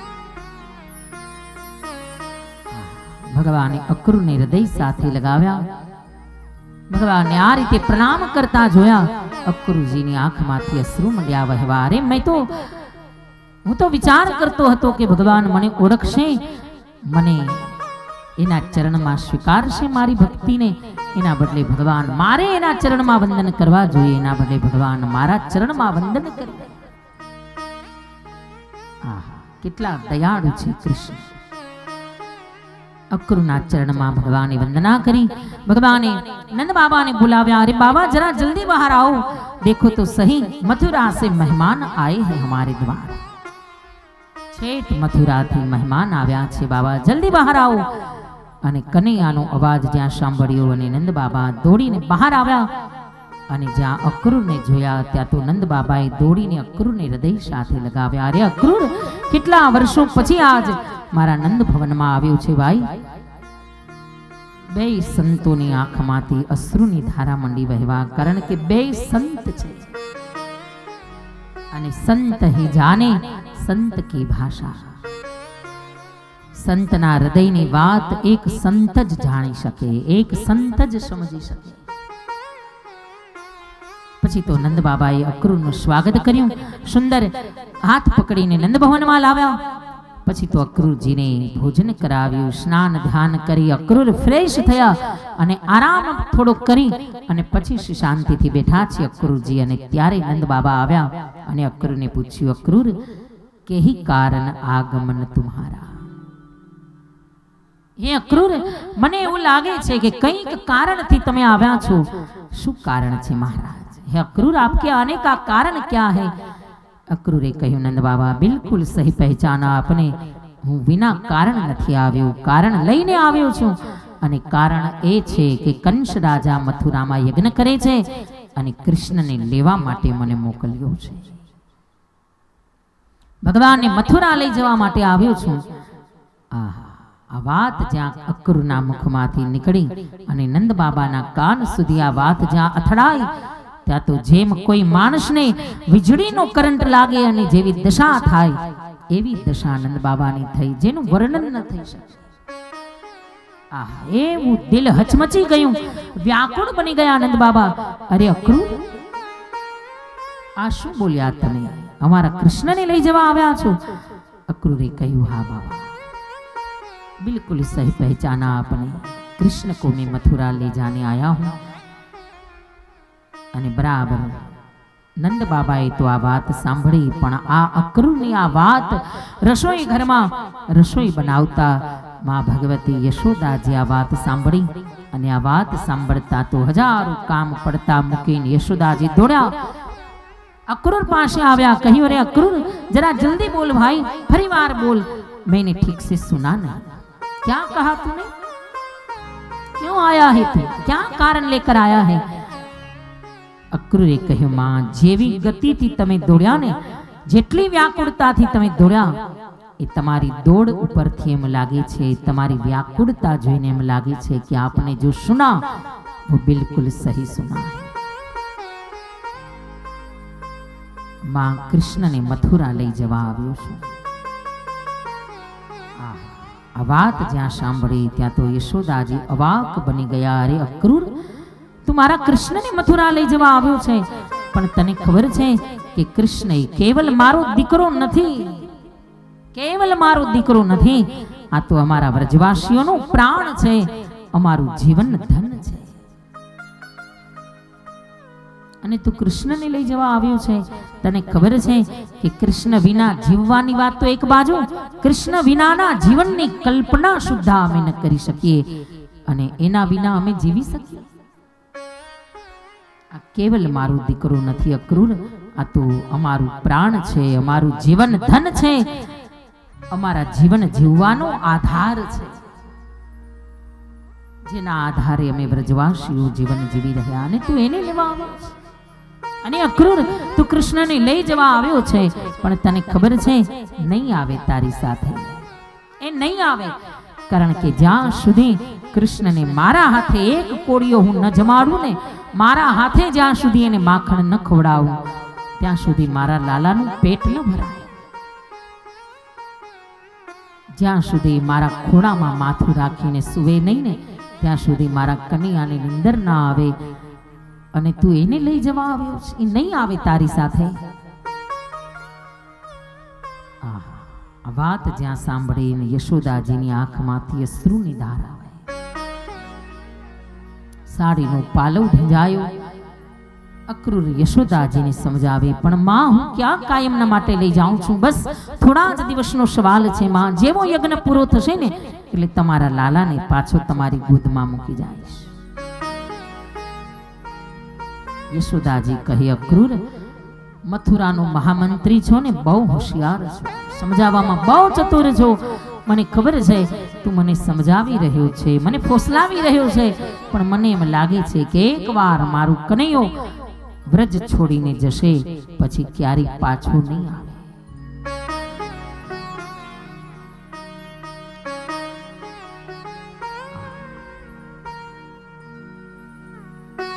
ખૂબ સમજાવે છે અક્રૂરજી યશોદાજી. થોડી વારમાં તો વાયુ વેગે આખા વ્રજમાં સમાચાર પથરાઈ ગયા. ગોપી ગોવાળોને ખબર પડી, અરે કૃષ્ણ મથુરા જાય છે. અને ત્યાં તો હજારો કામ છોડીને ગોપીઓ દોડી, અરે જલ્દી દોડો, કારણ કે આપણું જીવન ધન જઈ રહ્યું છે, આપણા પ્રાણ આધાર જઈ રહ્યા છે. જો જરાય વાર લાગશે ને તો કૃષ્ણ આપણને છોડીને ચાલ્યા જશે. હજારો ગોપીઓ દોડી નંદ ભવનમાં આવી યશોદાજીને પૂછવા લાગી, અરે મૈયા, શું हमने जो सुना वो सही है? क्या सही में कृष्ण मथुरा जा रहे हैं? પણ યશોદાજી શું જવાબ આપે? જ્યારથી આ વાત સાંભળી ત્યારથી બસ નંદ ભવનના બારશાખને પકડીને ઉભા છે, આંખમાંથી અનરાધાર અશ્રુ વહે. અને માની આ દશા જોઈ અને ગોપીઓ સમજી ગઈ કે ખરેખર ભગવાન મથુરા જાય છે.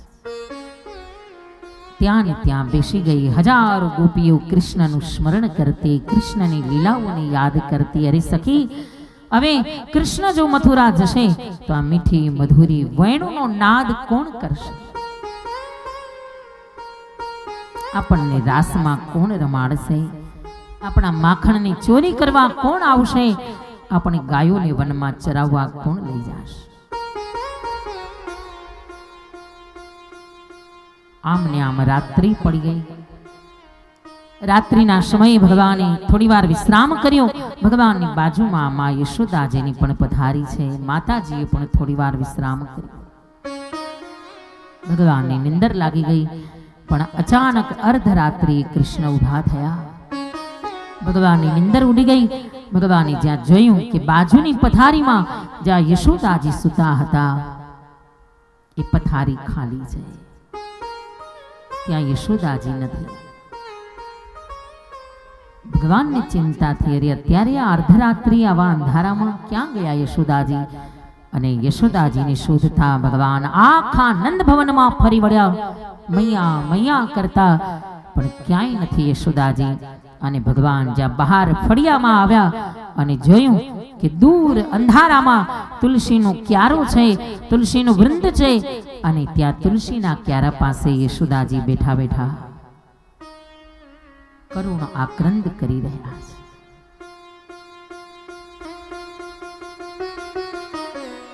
માને રડતા જોયા અને આજે ભગવાનના પગ પણ થંભી ગયા. યશોદાજીને રડતા જોયા અને આજે બ્રહ્મ પણ થોડી વાર માટે રોકાઈ ગયા. અરે બધાને સમજાવી શકાય, પણ મારી માં યશોદાને કેમ સમજાવું કે માં, એકવાર તને છોડીને જઈશ ને પછી ક્યારેય પાછો નહીં આવું.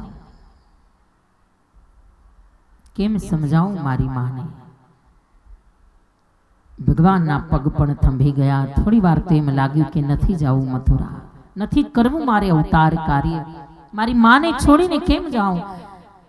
ધીમા પગલે ભગવાન યશોદાજી પાસે આવ્યા.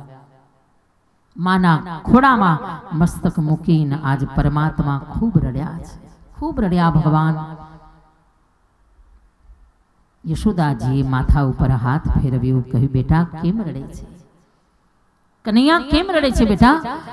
ભગવાને કહ્યું માં, તું રડે છે એટલે હું રડું છું. જો માં અને દીકરાનું તાદાત્મ્ય, માં રડે એટલે દીકરો રડે, અને દીકરો રડે એટલે માં રડે. કેવું તાદાત્મ્ય છે માં અને દીકરા. યશોદાજીએ કહ્યું પણ બેટા હું તો એટલે રડું છું કે તું મને છોડીને મથુરા જાય છે, અમને બધાને છોડીને મથુરા જાય છે. ભગવાને કહ્યું માં હું ક્યાં કાયમના માટે જાઉં છું, બસ થોડા જ દિવસનો સવાલ છે માં. જેવો યજ્ઞ પરિપૂર્ણ થશે ને એટલે તારો દીકરો પાછો તારી ગોદમાં આવી જશે. યશોદાજીએ માથે હાથ ફેરવ્યો, કહ્યું મારો દીકરો બહુ મોટો થઈ ગયો, બહુ હોશિયાર બની ગયો, હવે માને મંડ્યો બનાવવા, માને મંડ્યો સમજાવવા. મને સમજાવે છે બેટા કે જલ્દી પાછો આવી જઈશ, પણ મને ખબર છે હે કૃષ્ણ, એકવાર તું મથુરા જઈશ ને પછી ક્યારેય પાછો વ્રજમાં નહીં આવ, ક્યારેય પાછો નહીં આવ. ભગવાને કહ્યું માં આવું કેમ બોલો છો? તમને આવું કેમ લાગે છે પાછો નહીં આવું? એનું કારણ શા માટે આવું બોલો છો? યશોદાજીએ કહ્યું બેટા ક્યારેય પાછો નહીં આવ, એનું કારણ એ છે કે તારા અસલી, તારા જન્મદાત્રી માતા પિતા એ તો મથુરામાં રહે છે, વસુદેવ અને દેવકી છે. હું અને નંદ બાબા અમે તો ખાલી પાલક માતા પિતા છીએ, અમે તને જન્મ ક્યાં આપ્યો છે? તને જન્મ આપનારા તો વસુદેવ અને દેવકી છે, અને એકવાર તું તારા જન્મદાતા પાસે જઈશ ને પછી ક્યારેય પાછો નહીં આવ.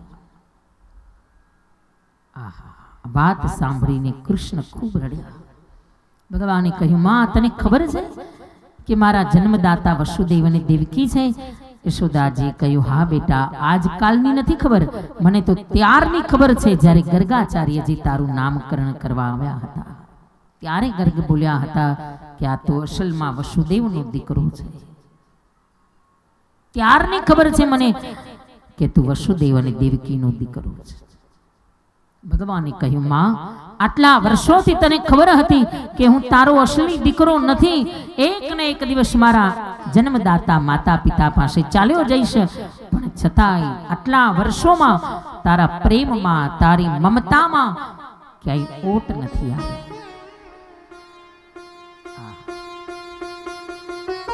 ધન્ય છે આ આહિરનું ખોરડું કે જેણે જગતને જગતગુરુ આપવા માટે પોતાની દીકરીનો પણ બલિદાન આપી દીધું,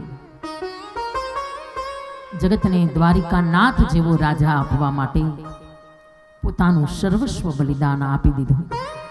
અને છતાંય ખબર હોવા છતાંય કે આ અમારો દીકરો નથી, પણ ક્યારે યશોદાજીના પ્રેમમાં, ક્યારે એની મમતામાં ઓટ નથી આવી. નહીતર સ્વાભાવિક છે કે ક્યાંક તો માની મમતામાં ભેદ આવી જાય કે આ મારો દીકરો છે અને આ મારો દીકરો નથી. ક્યાંક તો મમતામાં ભેદ આવી જાય કે આ મારો દીકરો છે એના ઉપર વધારે પ્રેમ વરસે, અને આ મારું નથી તો એનામાં થોડો ભેદ આવી જાય. પણ હે માં, આટલા વર્ષોમાં તારી મમતા, તારા પ્રેમ, તારા ભાવમાં ક્યાંય ઓટ નથી આવી. અને હે માં, ભલે દેવકી મારી રાજમાતા બને, મારી જન્મદાત્રી બને, પણ મારી પ્રેમ માતા, મારી સ્નેહ માતા તો મારી માં યશોદા જ હોઈ શકે. જગતને દેવકી નંદન કરતાય જગતને યશોદાનંદન વધારે વાલો લાગશે. યશોદાનંદનની કથા વધારે ગમશે.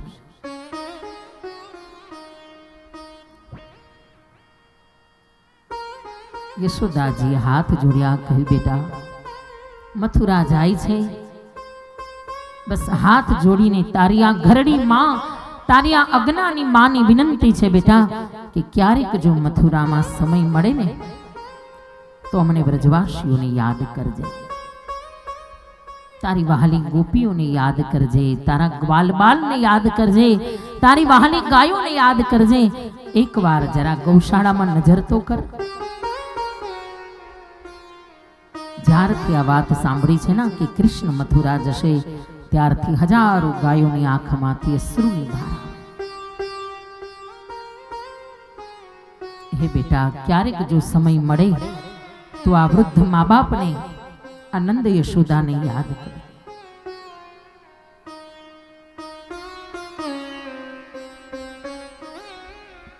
પણ હાથ જોડીને મારી વિનંતી છે, એ બેટા આજ હાથ જોડીને મારી પ્રાર્થના છે કે બધી વાતને, બધી લીલાને યાદ રાખજે, પણ હે કૃષ્ણ એક વાતને તું ભૂલી જાજે, એક લીલાને ભૂલી જાજે.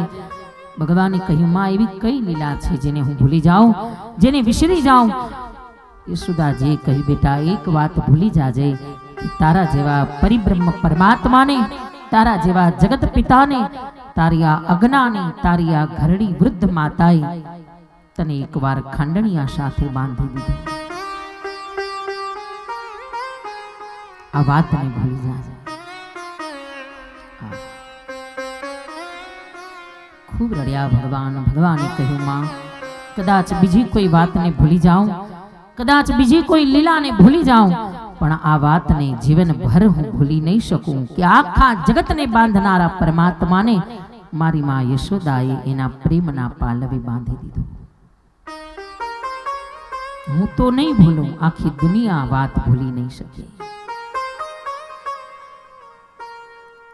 આમ ને આમ સવાર પડી. યશોદાજીએ કહ્યું, બેટા જતા જતા બસ એક મારી આખરી ઈચ્છા છે, ખબર નહીં ક્યારે આવ, આ ઈચ્છા ક્યારે પાછી પૂર્ણ થાય, બસ છેલ્લી ઈચ્છા છે મારી. યશોદાજી દોડતા અંદર ગયા, સુંદર માખણ મટકામાં ભરીને લાવ્યા, તાજું તરો તાજું માખણ પોતાના હાથે બનાવીને લાવ્યા. કનૈયાને કહ્યું, બેટા બસ છેલ્લી વાર એકવાર મારી ગોદમાં બેસીને મારા હાથે માખણ ખા.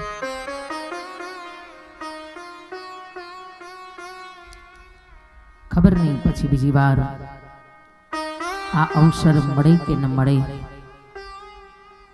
મારા મનની આ ઈચ્છા ફરી ક્યારે પૂરી થશે ખબર નથી.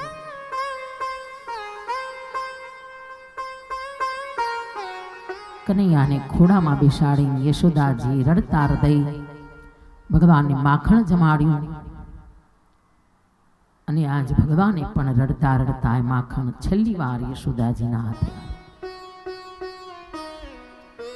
માખણ જમતા, માખણ આરોગતા ભગવાન ખૂબ રડ્યા. ભગવાને મનોમન પ્રતિજ્ઞા કરી, હે માં આજ પછી મથુરા, દ્વારિકા 56 પકવાન ખાઈશ, પણ ક્યારે માખણ નહીં આરોગું, કારણ કે માખણ તો કેવલ મારી માં યશોદાના હાથનું જ મને ભાવે. આ માખણ નથી, આ તો યશોદાના પ્રેમનું પરમ ચિહ્ન છે. યશોદાના પ્રેમની પરાકાષ્ઠા એટલે માખણ.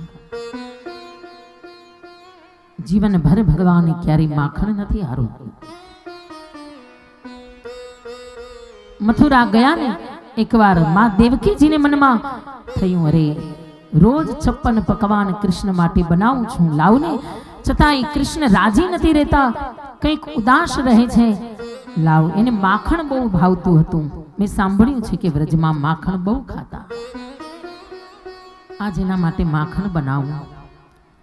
અને દેવકીજીએ 56 પકવાનની સાથે જ્યાં માખણ પીરસ્યું ને, અને માખણને જ્યાં જોયું,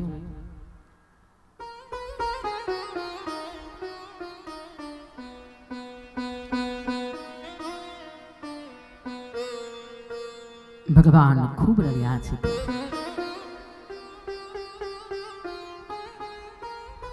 ભગવાન જમ્યા ને આખો દિવસ પોતાના અંતઃપુરમાં ચાલ્યા ગયા. દેવકીજી પણ રડ્યા. કહ્યું, પ્રભુ શું થયું?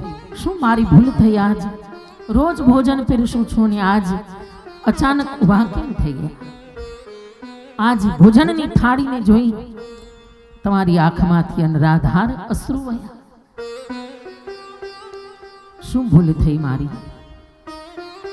ભગવાને કહ્યું, માં, ભૂલ બીજી કાંઈ નથી, બસ તમે આજ મારા થાળીમાં માખણ પીરસ્યું, મારા ભોજનમાં માખણ પીરસ્યું ને, મને મારી માં યશોદા યાદ.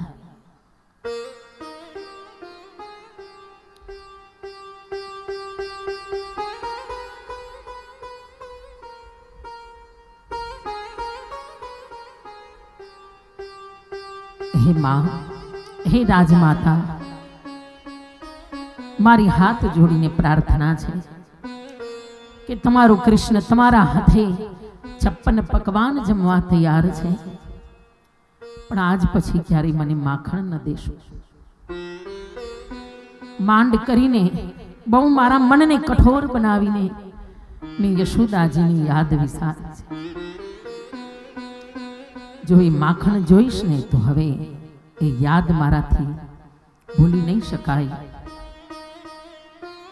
વ્રજવાસીઓથી દૂર રહી નહીં શકાય. આ માખણ નથી, આ તો મારી માં યશોદાનો એ પ્રેમ ભર્યો વરદ હસ્ત છે, આ એનો પ્રેમ ભર્યો ચહેરો છે. ભગવાને ક્યારેય વ્રજ છોડ્યા પછી માખણ નથી આરોગ્યું.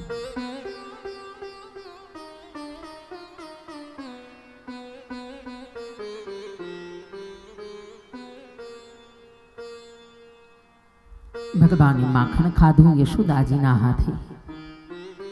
માના ચરણમાં વંદના કરી, માની ચરણની ચરણ રજ માથા ઉપર ચડાવી. હે માં, અત્યાર સુધી તારા ઈશારે નાચ્યો, હવે નાચવું નથી, હવે તો રાક્ષસોને નચાવવા જવું છે, દુષ્ટોનો વિનાશ કરવા જવું છે. બસ તારા આશીર્વાદની અપેક્ષા છે, મને આશીર્વાદ આપો માં.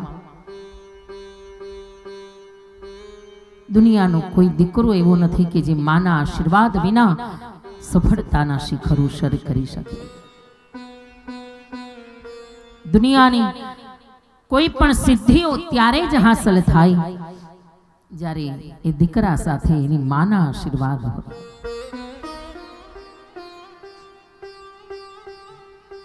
અને માં એક એવું પાત્ર છે કે ગમે તે સમયે, ગમે તે ઘડીએ અને ગમે તે પરિસ્થિતિમાં એ માના હૃદયમાંથી એના દીકરા માટે આશીર્વાદ જ નીકળે. પછી મહેલમાં રહેતી હોય તો એ ભલે, અને કદાચ વૃદ્ધાશ્રમમાં પડી હોય ને તો એ ત્યાંય પડી પડી માં દીકરાને આશીર્વાદ જ આપે. હશે કંઈક, મારો દીકરો ખરેખર આવો છે નહીં, પણ કંઈક એની મજબૂરી હશે, ભલે એને મને વૃદ્ધાશ્રમમાં મૂકી તો એ મારા તો આશીર્વાદ છે કે મારા દીકરાના જીવનના તમામ દુઃખ મને મળી જાય અને મારા જીવનના તમામ સુખ મારા દીકરાને મળી જાય.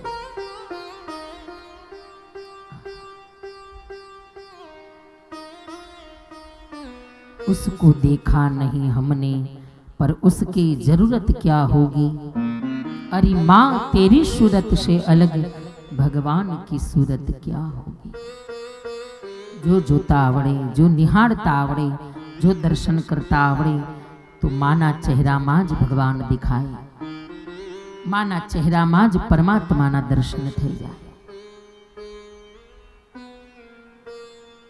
હતો હું સૂતો પારણે પુત્ર નાનો, રડું છેક તો રાખતું કોણ જાનું.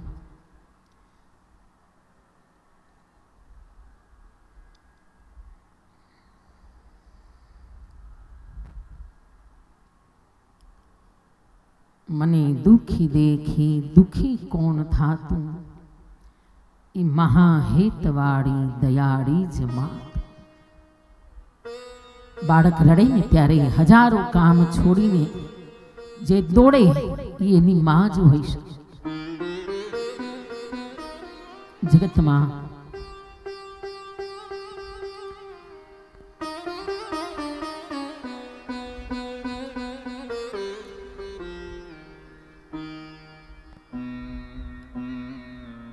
માની મમતાના તોલે બીજું કોઈ ના આવી શકે.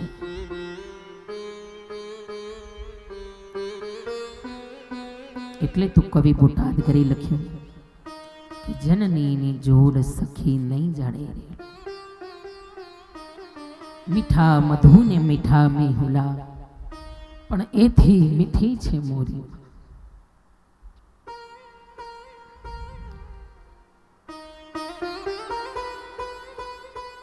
દીકરો 5 વર્ષનો હોય તો એ ભલે, અને કદાચ 50 વર્ષનો થાય ને તો એને જો બહારથી આવવામાં મોડું થાય તો બધાય આરામથી સૂઈ જાય, પણ એક એની માં જાગતી હોય, હજી મારું દીકરું નથી,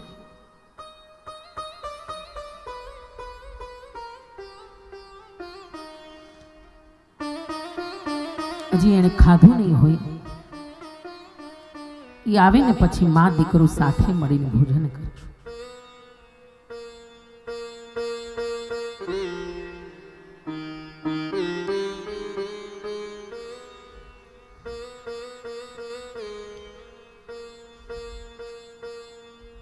ભગવાન ખૂબ રડ્યા છે માના ચરણમાં.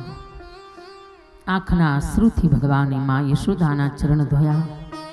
માં બસ મને આશીર્વાદ આપો. યશોદાજી આશીર્વાદ આપ્યા, બેટા જા, તારા જેવું જગતમાં કોઈ સંગીતકાર ન થાય, તારા જેવું જગતમાં કોઈ નૃત્યકાર ન થાય, તારા જેવું જગતમાં ગીતાનો ગાનારો કોઈ કથાકાર ન થાય, અને તારા જેવું કોઈ જગત ગુરુ ન થાય. કૃષ્ણમ વંદે જગત ગુરુ. માના આશીર્વાદ લઈ માની ચરણ રજને માથા ઉપર ચડાવી અને ભગવાન તૈયાર થયા, રથમાં આરૂઢ થયા. દાઉજી બલરામજી પણ રથની અંદર બિરાજમાન થયા. ક્રૂરે ધીરે ધીરે રથ ચલાવ્યો, પણ 2-4 કદમ જ્યાં રથ આગળ ચાલ્યો ત્યાં તો ફરી રથ રોકાઈ ગયો. ભગવાને કહ્યું, અક્રૂર જલ્દી કરો મહારાજ, રથ ચલાવો. કેમ રથ રોકાયો? કેમ રથના પૈડા થંભી ગયા? અક્રૂરે કહ્યું, મહારાજ આગળ જે દશા છે રથની આગળ એ વર્ણન કરવાની મારી તાકાત નથી. તમે નીચે ઉતરીને જોઈ લો. ભગવાન નીચે ઉતર્યા અને જ્યાં જોયું હજારો ગોપિકાઓ રથની આડે સૂઈ ગઈ. અક્રૂરને કહ્યું, અરે અક્રૂર, તારું નામ અક્રૂર છે પણ તું તો મહાક્રૂર છે. કોને રાખ્યું તારું નામ અક્રૂર? તું બિલકુલ અક્રૂર નથી, મહાક્રૂર છે. અમારા કૃષ્ણને અમારાથી જુદા કરે છે, અમારી પાસેથી લઈ જાય છે. જો લઈ જ જવા હોય તો લઈ જા, પણ એની સાથે સાથે અમારા પ્રાણની સાથે લેતો જા. કારણ કે કૃષ્ણ વિના અમે જીવી ન શકીએ, કૃષ્ણ વિનાના જીવનની કલ્પના પણ ન કરી શકીએ. હે અક્રૂર, અમારા પ્રાણી સાથે લેતો જા. ભગવાન નીચે ઉતર્યા, ગોપીઓને સમજાવ્યા, ગોપિકાઓ મારું અવતાર કાર્ય બાકી છે, મને પ્રેમથી હસતા મુખે વિદાય કરું. અત્યાર સુધી તમારી પાસે થોડા માખણ માટે નાચ્યું, પણ હવે મારું અવતાર કાર્ય કરવા જવું છે. ગોપીઓએ હાથ જોડ્યા, કહ્યું, પ્રભુ તમે તો અમને છલી લીધા.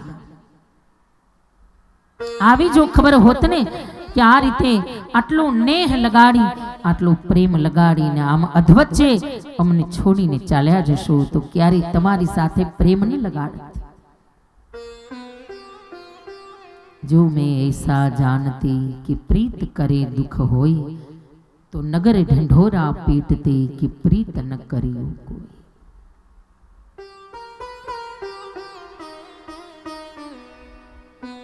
ભગવાને ગોપીઓને આશ્વાસન આપ્યું. ભગવાન ફરી રથ ઉપર આરૂઢ થયા. ફરીવાર 2-4 કદમ રથ આગળ ચાલ્યો, વળી પાછો રથ રોકાઈ ગયો. ભગવાને જોયું કે ભગવતી વૃંદાવનેશ્વરી વ્રજેશ્વરી પ્રેમ લક્ષણા ભક્તિનું સ્વરૂપ ભગવતી રાધાજી ઉભા છે. ભગવાન રથમાંથી નીચે ઉતર્યા. રાધાજીએ સુંદર પુષ્પમાળા ભગવાનના ગળામાં ધારણ કરાવી. ભગવાને કાલી કમલી રાધાને આપી. રાધા આજ પછી શ્વેતાંબર પહેરીશ, નીલાંબર પહેરીશ, પિતાંબર પહેરીશ, પણ ક્યારેય કાલી કમલી નહીં ઓઢું, કારણ કે કાલી કમલી તો હું તને આપીને જાઉં છું. ભગવાને વેણુ પણ રાધાને આપી. હે રાધા, હવે પછી રણ મેદાનમાં પાંચજન્ય શંખનો નાદ કરીશ, પણ વેણુ નહીં વગાડ.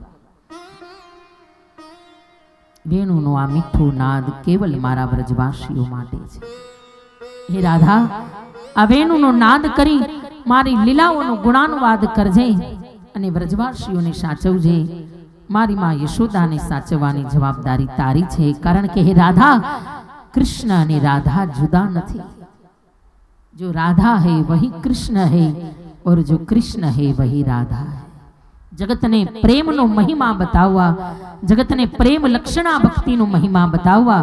एक ज तत्व पण बे स्वरूपे प्रकट थई गया, एक राधा स्वरूपे અને એક કૃષ્ણ સ્વરૂપે. जगत ने प्रेम कोने कहेवाय, निर्मल भाव निर्मल लागणी कोने कहेवाय, એ બતાવવા માટે આ ભગવાનની સુંદર લીલા છે. રાધાજીને વેણુ આપી, કાલી કમલી આપી, ભગવાન ફરી પાછા રથ ઉપર આરૂઢ થયા. ધીરે ધીરે રથ મળ્યો છે મથુરા તરફ ચાલવા. આ બાજુ ગોપિકાઓ રથની પાછળ પાછળ દોડી રુદન કરતી જાય અને પરમાત્માનું સ્મરણ કરતી જાય. एवं ब्रुवाणा विरहातुराभृशं व्रजस्त्रियः कृष्ण विषक्त मानसाः विसृज्य लज्जां, પોતાની લજ્જા પણ છોડી દીધી છે. વિસૃજ્ય લજ્જામ રુદુઃ શ્મશુસ્વરમ, રડતી જાય છે પણ એ રુદને સુસ્વર છે. રુરુદુઃ શ્મશુસ્વરમ, અને બોલતી જાય છે ગોવિંદ દામોદર માધવે. हे गोविंद, हे गोपाल, हे माधव. આખું વ્રજ જે આનંદના સાગરમાં ડૂબ્યું હતું એ વ્રજ આજ અશ્રુના સમુદ્રમાં ડૂબ્યું છે. બધાની આંખમાં અશ્રુની ધારા છે અને મુખમાં કેવલ ભગવદ સ્મરણ છે, કેવલ કૃષ્ણ સ્મરણ છે. જય રાધા માધવ, जय कुंज बिहारी, जय राधा माधव, जय कुंज बिहारी, जय गोपी जन वल्लभ, जय गोपी जन वल्लभ, जय गिरिवरधारी,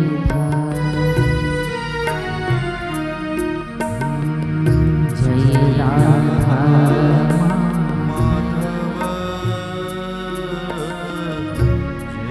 कुंज बिहारी, जय गोपी जन वल्लभ, जय गोपी जन वल्लभ, जय गिरिवरधारी,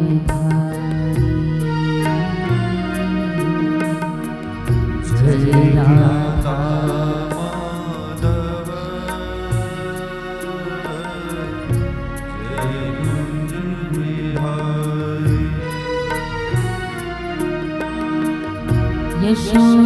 यशोदानंदन ब्रज जनरंजन, यशोदानंदन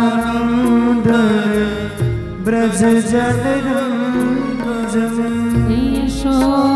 यशोदानंदन ब्रज जनरंजन, यशोदानंदन ब्रज जनवंदन, यशोदानंदन ब्रज जनरंजन, यशोदानंदन ब्रज जनवंदन,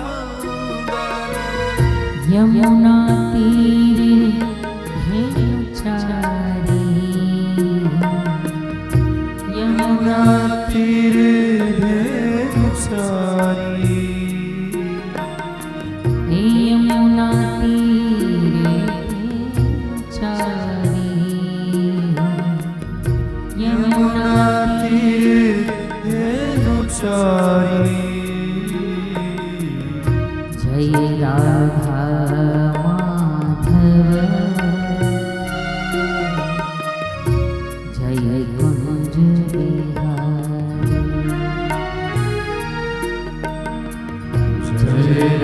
રાધા માધવ જય કુંજ બિહારી જય ગોપી જનવલ્લભ જય ગોપી જન વલ્લભ જય ગિરિવરધારી જય ગિરિવરધારી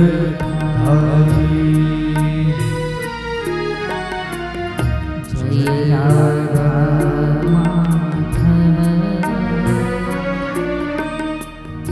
જય કુંજ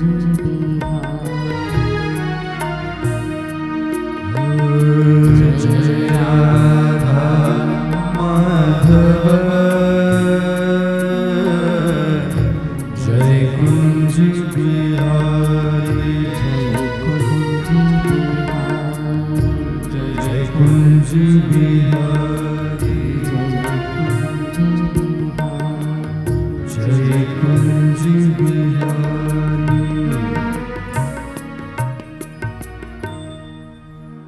नींद नहीं मोहे चैन नहीं गए शाम तो कुबजा पास रे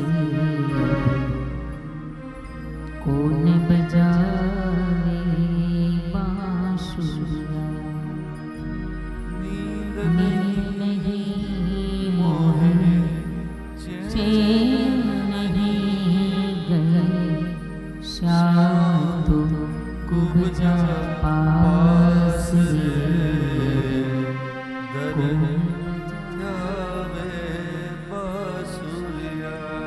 अब दर्शन दियो भाई बाबरिया अब दर्शन दियो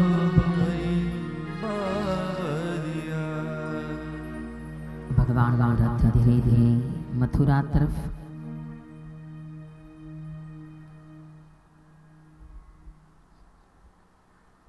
મથુરાના પાદરે યમુનાજીના તટ ઉપર ભગવાન વિશ્રામ કર્યો અને ઘાટનું નામ પડી વિશ્રામ ઘાટ, જ્યાં ભગવાને અક્રૂરજીને વિરાટ સ્વરૂપના દર્શન કરાવ્યા.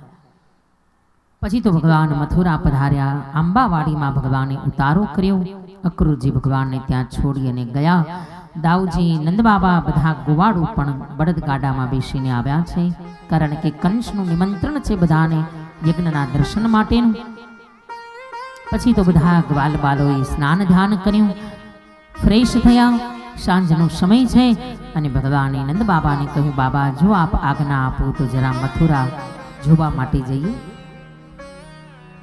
નંદ બાબાએ કહ્યું, પણ કનૈયા જોજો, આમ મામાની નગરી છે, કંસ રાજાની નગરી છે, અહીંયા કંઈ ગોકુલમાં જે તોફાન કરતા હતા એ અહીંયા નહીં ચાલે. કંસ રાજાની નગરી છે, શાંતિથી જજો. અહીંયા તમને વારે વારે જય જયકાર કરવાની જે ટેવ છે એ અહીંયા નહીં ચાલે. એ બધું આપણા વ્રજમાં ચાલે. શાંતિથી જાઓ, શાંતિથી આવો. ભગવાને કહ્યું, ભલે બાબા. ઘણી બધી સુખા શિખામણ નંદ બાબાએ આપી, પણ આને લાગે તો ને. બધા ગ્વાલ બાલોને લઈ ભગવાન ગયા મથુરાના રાજમાર્ગ ઉપર, અને જેવા નીકળ્યા રાજમાર્ગ ઉપર આવ્યા અને ગ્વાલ બાલોએ ભગવાનનો જય જયકાર કર્યો. બોલીએ શ્રી વૃંદાવન બિહારી લાલ કી જય. અને आखिर मथुरा में समाचार पधराया. ये वही है जो आकाशवाणी ने कहा है, देवकी नो आठमो दीकरो, नंदी यशोदा नो दीकरो, कंस नो काળ. અને ત્યાં તો ધાય ધામ કામ શબ ત્યાગી, મનહુ રંક નિધિ લૂંટન લાગી. બધા જ કામ છોડી છોડીને દોડ્યા ભગવાનના દર્શન માટે. અને બધાને દર્શન આપતા ભગવાન મથુરાના રાજમાર્ગ ઉપર આગળ વધ્યા. થોડે આગળ ગયા ત્યાં તો કંસનો માનીતો ધોબી ચાલ્યો આવે છે સામેથી. 7 ગાડા કપડાના ભર્યા છે, કંસના કપડા છે બધા, અને આ માનીતો ધોબી છે કંસનો, સામેથી ચાલ્યો આવે છે. ભગવાને દાઉજીને કહ્યું, મોટા ભાઈ યાદ છે આ ધોબી રામા અવતારનો હાયલો આવે છે? ત્યારે તો કંઈ ન બોલ્યો, કારણ કે ત્યારે મર્યાદા પુરુષોત્તમ હતા ભગવાન, પણ આ વખતે કેવા છે? લીલા પુરુષોત્તમ છે, જેવા સાથે તેવાની નીતિ છે કૃષ્ણ. રામ બહુ સરળ છે, પણ કૃષ્ણની નીતિ કેવી છે? જેવા હારે તેવા, સામે જેવા માણસ હોય એવું બનીને રહેવું. અને ભગવાન ગયા. ભગવાને કહ્યું, ધોબી કાકા જય શ્રી કૃષ્ણ. પણ આ કાકો જરાક વાંકો હતો, જય શ્રી કૃષ્ણ બોલે એવો હતો નહીં. મંડ્યો એકદમ બહેકવા, મંડ્યા અપશબ્દ બોલવા. કોણ છો તમે? ભગવાને કહ્યું, ધોબી કાકા આટલા બધા કપડાં લઈને જાઓ છો તો અમારા ગોવાળિયાઓને એક એક આપો ને. અને ધોબી મંડ્યો એકદમ અપશબ્દ કહેવા ભગવાનને. અને ભગવાન બાજુમાં ગયા અને ગુમાવીને જ્યાં મુષ્ટિકાનો પ્રહાર કર્યો ત્યાં તો માથું સીધું અંદર ધડમાં ઉતરી ગયું. તલવારે લેવી ન પડી. બાકી જેટલા ધોબીઓ હતા ને બધા ભાગ્યા. અરે આની ખાલી મુષ્ટિકામાં આવી તાકાત છે, ત્યાં ધોબી હતો નતો થઈ ગયો. આની સામે થવા જેવું નથી. બધા ભાગ્યા. અને ભગવાને બધા જ ગ્વાલબાલોને એક એક જોડી વસ્ત્ર આપ્યા. અને જુઓ ભગવાનની લીલા, જેને વસ્ત્ર આપે એવા સરસ ફિટ થઈ જાય. નહીતર ક્યાં કંસ 5 હાથ પૂરો અને ક્યાં નાના નાના ગોવાળિયા. એના એક જભામાં એક હારે 3-4 ગોવાળિયા હમાઈ જાય, એવડા મોટા તો એના વસ્ત્રો બધા. પણ જેને કપડા આપે એવા સરસ ફિટ થઈ ગયા, કારણ કે આ ભગવાનની લીલા છે બધી.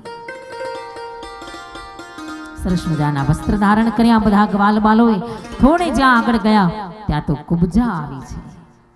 3 જગ્યાએ વાંકી છે અને અતિશય કાળી છે, અતિશય કુરૂપ છે. પણ કુબજાને જોઈ એટલે ભગવાને કહ્યું, દેવી હે સુંદરી. કુબજાને નવાઈ લાગી કે આ પહેલી વાર આ શબ્દ સાંભળ્યો, સુંદરી. આટલી બધી કાળી, એટલી કુરૂપ છે કે ક્યાંય સુંદરતાનું નામ નિશાન જ નથી કે કોઈ એને સુંદરી કહે. પણ ભગવાને એને સુંદરી કહી, કારણ કે ભગવાને કહ્યું, હે કુબજા, હું શરીરની સુંદરતા નથી જોતો, હું તો હૃદયની સુંદરતા જોઉં છું. જેનું હૃદય સુંદર છે, જેનો આત્મા સુંદર છે, જેનું મન સુંદર છે. પછી તો ભગવાને કુબજાના 3 વળાંક દૂર કર્યા. પોતાની એક કલાનું સૌંદર્ય ભગવાને કુબજાને આપ્યું અને સુંદરી બનાવી. કુબજાએ ભગવાનના લલાટ પર સુંદર ચંદન કર્યું, બધા ગ્વાલબાલોની સુંદર ચંદન કર્યું. ભગવાને કુબજાને કહ્યું, જા, કંસના વિનાશ પછી તારા દ્વારે હું આવીશ, અત્યારે સમય નથી. આગળ ગયા. મથુરાના મોટા મોટા વ્યાપારીઓ આવ્યા. ભગવાનની પૂજા કરી, ભગવાનનું સ્વાગત કર્યું. ભગવાન પ્રસન્ન થયા. કહ્યું, માગી લો, શું આપું? વ્યાપારીઓએ કહ્યું, મહારાજ બીજું તો કંઈ જોતું નથી, પણ તમારા પત્ની લક્ષ્મીજીને મોકલી દો. કેવા હોશિયાર છે જો બધા વ્યાપારી. પ્રભુ તમે તો બિઝી હોય ને, તમારે કેટલા બધા કામ હોય, પાછા કેટલા ભક્તો બોલાવે. ઘડીક જલારામ બોલાવે, ઘડીક નરસિંહ મહેતા બોલાવે, ક્યારેક મીરાબાઈ બોલાવે. તમે બહુ બિઝી હોય, તમે નહીં આવો તો હાલશે, તમારા પત્ની લક્ષ્મીજીને મોકલી દો. ભગવાને કહ્યું, ભલે જાઓ, તથાસ્તુ. આ બધા વ્યાપારીઓ છે મથુરાના. ભગવાને આશીર્વાદ આપ્યા. પછી તો ત્યાંથી આગળ ભગવાન પરિભ્રમણ કરતા કરતા જે ધનુષ્ય યજ્ઞ ચાલતો હતો ત્યાં આવ્યા. ભગવાને ધનુષ્યનો ભંગ કર્યો અને જેટલા જેટલા રાક્ષસો આવ્યા ભગવાને બધાનો વિનાશ કર્યો. અને આખી મથુરામાં પરિભ્રમણ કરી અને ભગવાન પાછા નંદ બાબા પાસે આવ્યા છે. પછી તો ભગવાને વિશ્રામ કર્યો. બીજા દિવસે સવાર પડી અને બરાબર કંસની કચેરી ભરાઈ છે અને ભગવાનને નિમંત્રણ આવ્યું એમાં જવાનું. ભગવાને નંદ બાબાને કહ્યું, બાબા તમે બધા ગ્વાલબાલો લઈને જાઓ, હું દાઉજીની સાથે પછી આવું. નંદ બાબા બધા ગ્વાલબાલોને લઈ અને કંસની કચેરીમાં ગયા. અને આ બાજુ દાઉજી બલરામજી મહારાજને લઈ અને ભગવાન બરાબર કંસના દરબારમાં પ્રવેશ કર્યો. પણ જેવો દરવાજામાં પ્રવેશ કર્યો અને અહીંયાથી જ યુદ્ધ શરૂ થઈ ગયું. અહીંયાથી જ યુદ્ધ પ્રારંભ થઈ ગયું. ભયંકર હાથી, કુલ્યાપીડ નામનો હાથી આવ્યો અને ભગવાનને જ્યાં મારવા જાય ત્યાં તો ભગવાને એના 2 દંતશૂળ ખેંચીને એના જ દાંત દ્વારા એનો વિનાશ કર્યો.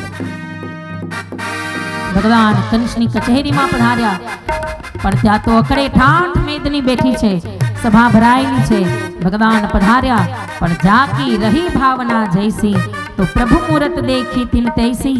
જેવી જેની ભાવના એવા ભગવાનના દર્શન થયા. અને પછી તો અનેક મલ્લો આવ્યા. ભગવાને બધાનો વિનાશ કર્યો. ચાણૂરને માર્યો, મુષ્ટિકને માર્યો અને ભગવાન એક પછી એક પગથિયાં ચડતા કંસ પાસે ગયા. કંસના વાળ પકડીને ભગવાને ધક્કો માર્યો. એ દુષ્ટ, યાદ કર, એકવાર મારી માં દેવકીના વાળ પકડીને તેને ઘસડી હતી. ભગવાને જ્યાં ધક્કો માર્યો ત્યાં તો દડદડાટ કરતો કંસ આવ્યો નીચે અને ભગવાન છલાંગ લગાવી કંસની છાતી ઉપર ચડ્યા અને ઘુમાવીને જ્યાં મુષ્ટિકાનો પ્રહાર કર્યો ત્યાં તો કંસના મસ્તકના 2 ભાગ થયા અને દેવતાઓએ ભગવાનનો જય જયકાર કરતા બોલીએ શ્રી બાંકે